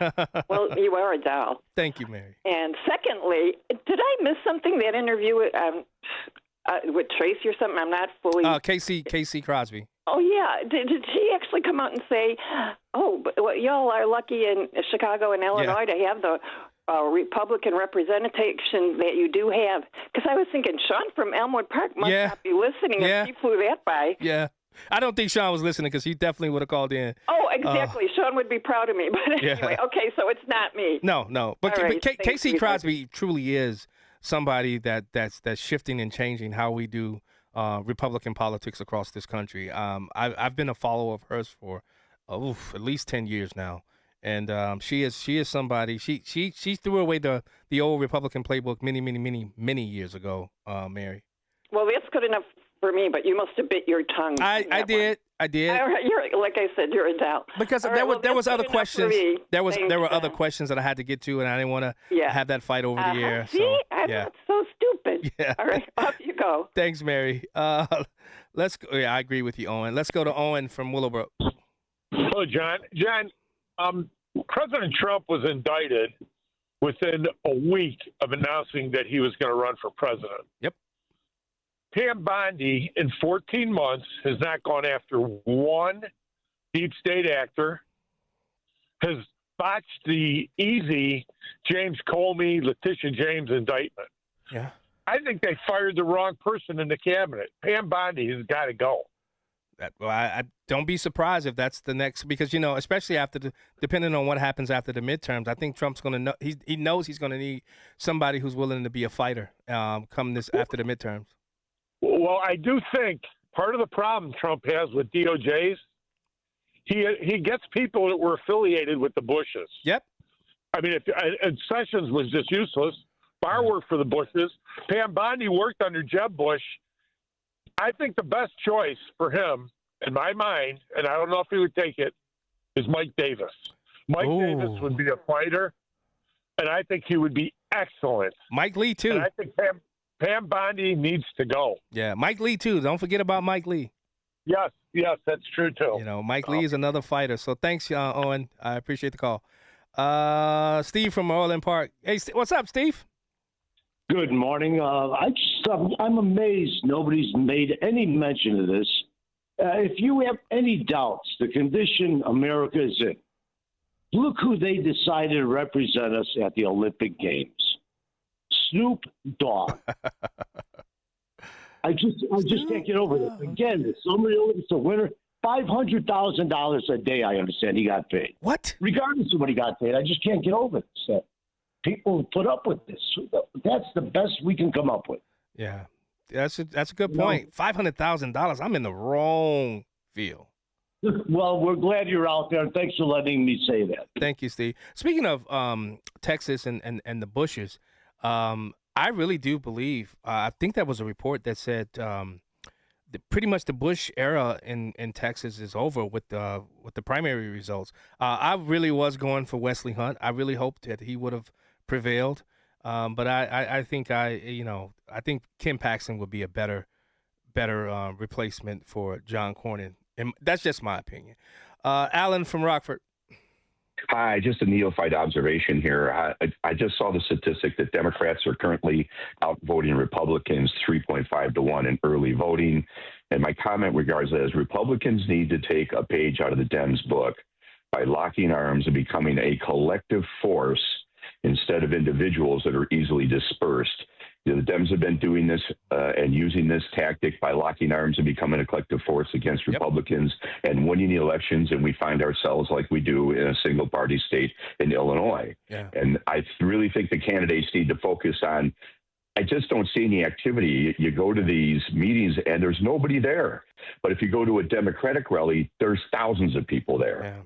Yeah. Well, most of them are paid to be there. So, well, that could be true. I appreciate it. Thanks, buddy. You're welcome. Speaking of, I forget which caller just talked about that as it relates to Pam Bondi. Listen to this report by Brett Baer.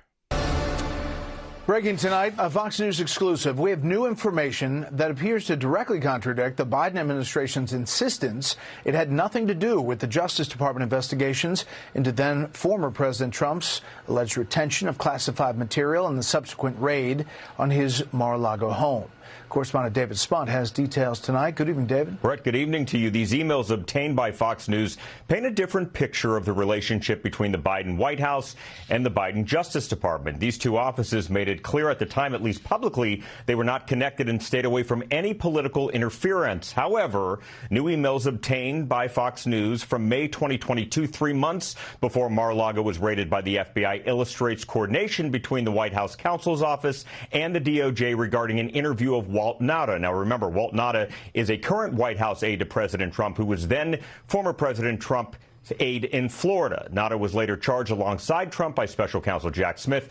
The May 10th, 2022 email reads in part, coordination with DOJ and White House counsel are in work to start the... Now I want to see them look into what happened in New York with Alvin Bragg, because I guarantee you there's a connection somehow with all of these prosecutions. The moment President Trump declares he's running for his third term. Yeah, I said it, Bob. He ran for his third term because he should have won the second as well. Let's go to Eduardo, Tampa Bay. What's up, Eduardo? Hey, John, you're on tomorrow, right? Yeah, I'll be on tomorrow. Okay.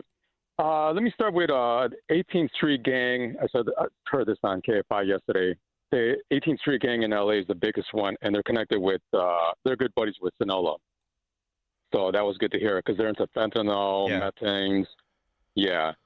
And another thing here, they got this, they're like a WBZ station over here in Tampa. So they falsely reported that we have troops on the ground in Ecuador. That's false. And I seen the Spanish news. They have like military advisors, and that's good that they're helping out the Ecuadorian government because there's a lot of drugs going in and out of the. So one of their borders is the Pacific coast, and then they border Colombia to the north. So that is good that they're over there doing, helping them out with that. Well, that's good. Because that's important. Yeah. Yeah.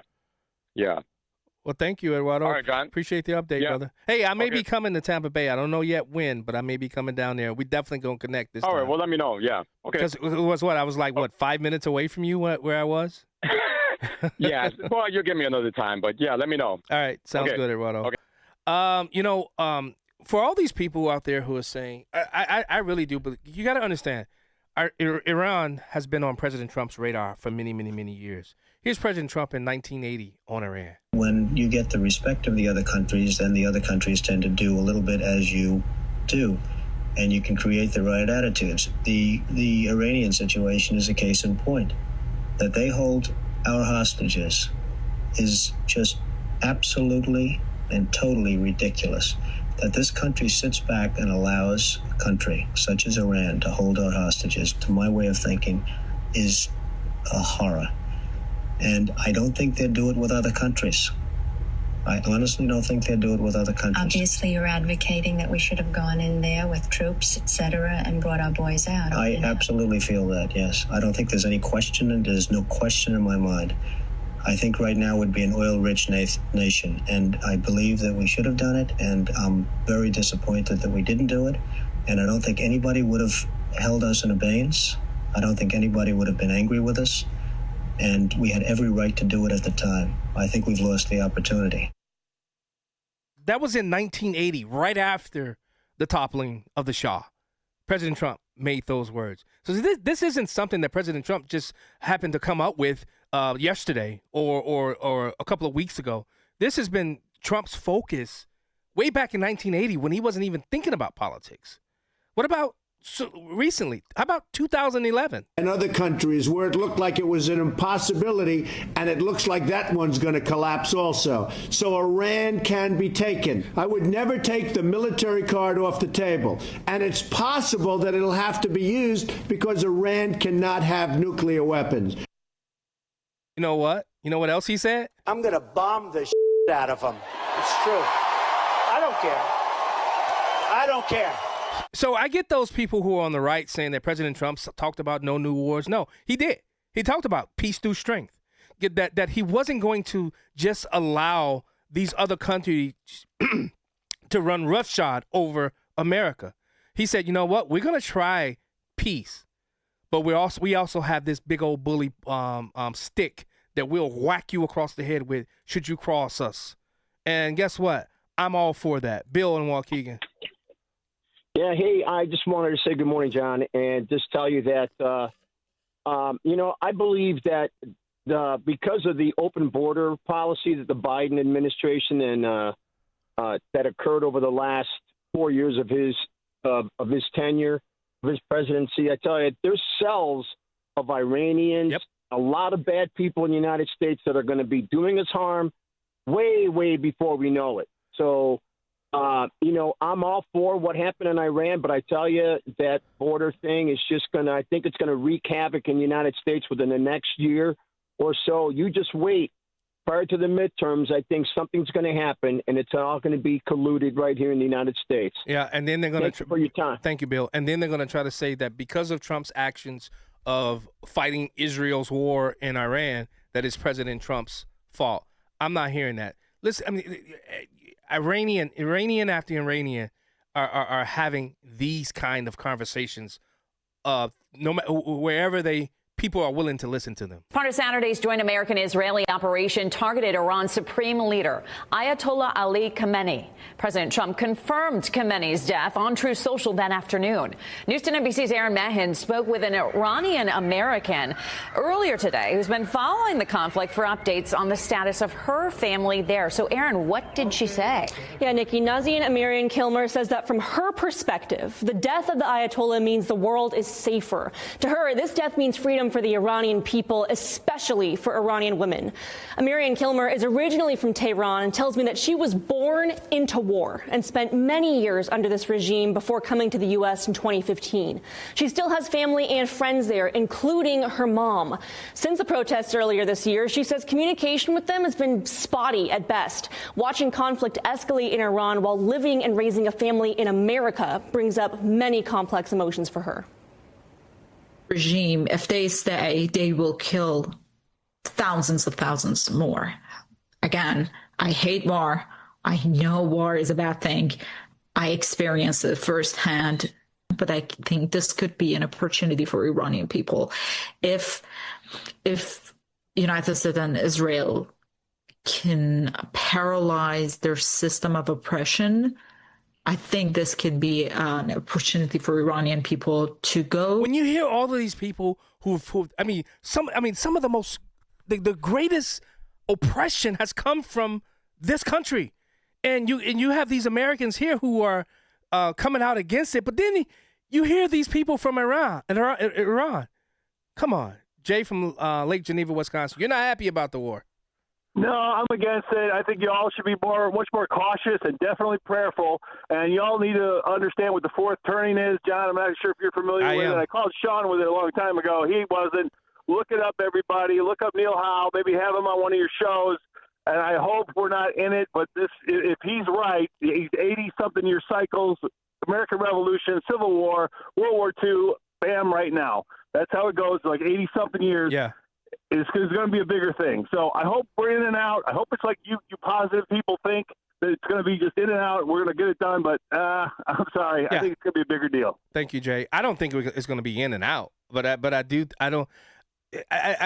think this was the right thing to do. Lawrence from Chicago. Hey, thank you. Illinois voters, conservative voters, we need a fighter to go to the U.S. Senate, a winner. That's Dr. Pamela Denise Long. She is the fighter that Illinois needs. She's the fighter that President Trump needs to bring our country back to where it was, to the best for health care, the best for veterans, the best for national voter ID. So look at Pamela Denise Long for U.S. Senate this election. It's long for Senate2026.com. Yeah, I'm interviewing her this tomorrow, actually. Oh, wow. Yeah, I'll be. Wow, I'll have her on. John, and I stand with you regarding the shock and awe. Yeah. After 47 years, somebody needed to go in there and clean it up. And these MAGA people, these conservatives that are saying, well, President Trump should have went to Congress. What are we going to do? Send them a note that we're coming so they go hide? That's what Darren Bailey's doing right now. All these bad politicians, they hide so their naive voters just go and vote for them. So we have to really be smarter and stand up for the strong. Vote Dr. Long. All right, Lawrence. Thanks so much for calling us, brother. Prosecutor, what's up, Dennis?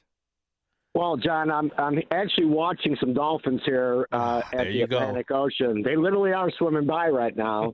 I don't consider myself a naive Illinois Republican voter. I've never heard of this Long person before, but I wanted to comment on why it's hard to win in Illinois. If you raise taxes so high, all the Republicans move to places like South Carolina or our good friend Eduardo over in Tampa Bay in Florida. So the money leaves, the people leave. And then you have gerrymandering followed by people moving out from Cook County into the collars, bringing their politics with them, and it becomes very difficult to win.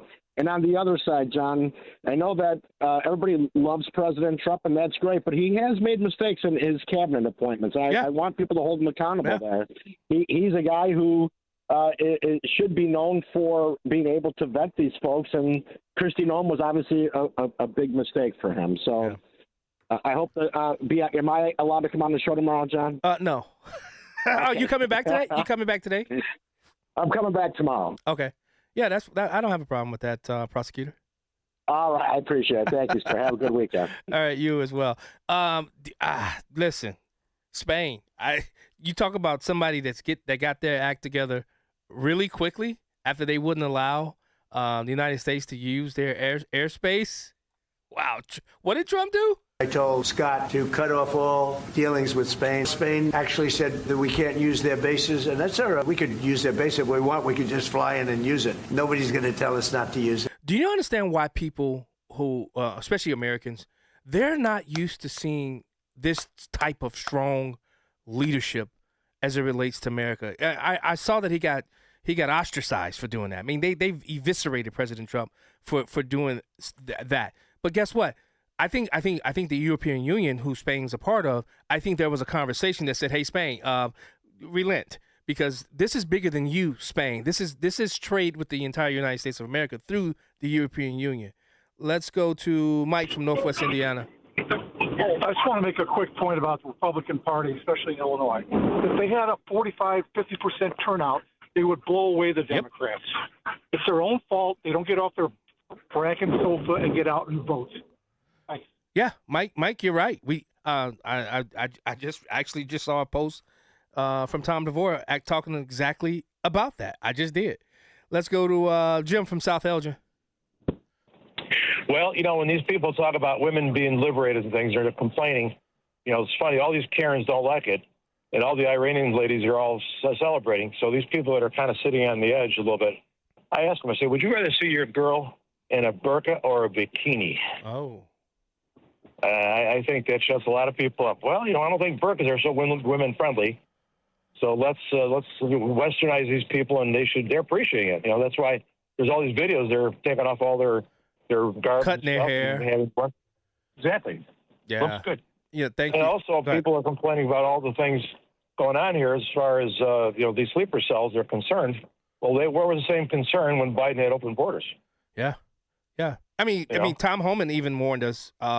The number of even while President Trump was running for office, the number of terrorist sleeper cells and people who were on the terrorist watch list that they allowed in. And I mean, imagine the unknowns, the gotaways, as Tom Homan talked about. Imagine how many of those people that we have no clue who entered this country, who are just waiting for the call to attack this country. Well, hopefully Trump's gotten rid of quite a few of them with these deportations. Let's hope, Jim. Thanks so much for the call, brother. Let's go to Steve from Huntley. Oh, hey, John, great show. You always do such a wonderful job filming it. Thank you. Hey, as long as you're did I understand you're having Denise Pamela Long on your show tomorrow? Yeah, she'll be on tomorrow. Well, I thought I heard her talk about reparations, that she's in favor of reparations, and I had a chance to talk to her before I knew that, and it seems like she's more in favor of, a central government, versus local government. Yeah. And I just wanted to see if you would ask. Well, we're definitely going to talk about does she support reparations or not. We're definitely going to have that conversation. No, she's coming on the 14th. I'm sorry, March 14th. I'm having Don Tracy on tomorrow. She's coming on the 14th. Oh, fantastic. So, okay. Yeah, thank you so much. Did you guys hear this Joe Rogan audio clip? Do you know who's killed more people than ICE this year? Trans shooters. Do you know the majority of these high school shootings have been transgender people? I did not know that. Yeah. How many of them? There was one recently, and yeah, it's a lot of them. You know why? Because they're giving them psych medications, they're giving them a bunch of crazy hormones, and a lot of them probably have mental struggles already, and they're ostracized from society, and fill in the blank, and then they're empowered by thinking that the world has done something bad to them, and that there's like a a genocide against trans people, and they attack J.K. Rowling, and they attack all these people. Martina Navratilova, who's like a famous lesbian, for being a bigot because she doesn't want biological men competing with women in tennis. It's nuts, man. And it's like either you go by biology or you do not. Either you go by XY chromosome, or then you're in this weird gray area where someone could just tell you they're a woman. And that's how you get men in women's prisons. Yeah. All right. You've convinced me. Doesn't mean you can't be kind. I'm telling you, that's why you need to go out and get a practical response to gender distress. It is a great tool. All right. Chuck from Delavan. Hey, for the last 2 weeks, I told you guys where to go and smoke cigarettes. Today, I'm telling you to go to Churchill's on Lake Delavan. It's the old Cattails, and smoke cigars. They got a smoke shack in the back where you can buy cigars, and then they got a snack shop for Chicago dogs or roast beast sandwiches. You guys all have a great weekend. All right, Chuck. Thanks so much, brother. You know, I when I was doing Radio Detroit, they talked about our Chicago style dog. They called it a salad, a hot dog salad. Because if you ever had a Coney Island dog, man, Coney Island, I'm telling you, they are really good, especially the one in downtown Detroit. Where I got to meet the owner, and it was just amazing. My good friend Vance Patrick, who's the Oakland County GOP chairman, actually took me to. That's probably one of the best. But I just want to quickly thank everybody. Justin, thank you so much. You guys, you and Quinn make this coming in here so easy. Go out and get the book Letters to John Boy on Amazon. I thank everybody for this. It is now 9 o'clock on WIND Chicago. Oh, I got another minute. Oh, I'm looking at the clock wrong then. I thought that said 8:15. I don't have my glasses on, so you gotta bear with me. I thought that said 8:59. I cannot really see the clock. I don't have my glasses on. But you heard what the young lady said about my book. I really do hope you guys go out and get the book Letters to John Boy. I am really trying to make it an Amazon bestseller, and the only way I can do that is, especially as we're preparing to do this movie of Letters to John Boy. This movie. I've been talking with the guy who's getting ready to write it. It is going to really change lives and save lives. And I am so excited to see it come to the big screen. I don't know how I'll react, because to have to relive that like that is going to be heartbreaking. So go out and get the book Letters to John Boy on Amazon. It is now 9 o'clock on WIND Chicago. President Trump calls for Iran to unconditionally surrender. I'm Dave Anthony, Fox News. More on that.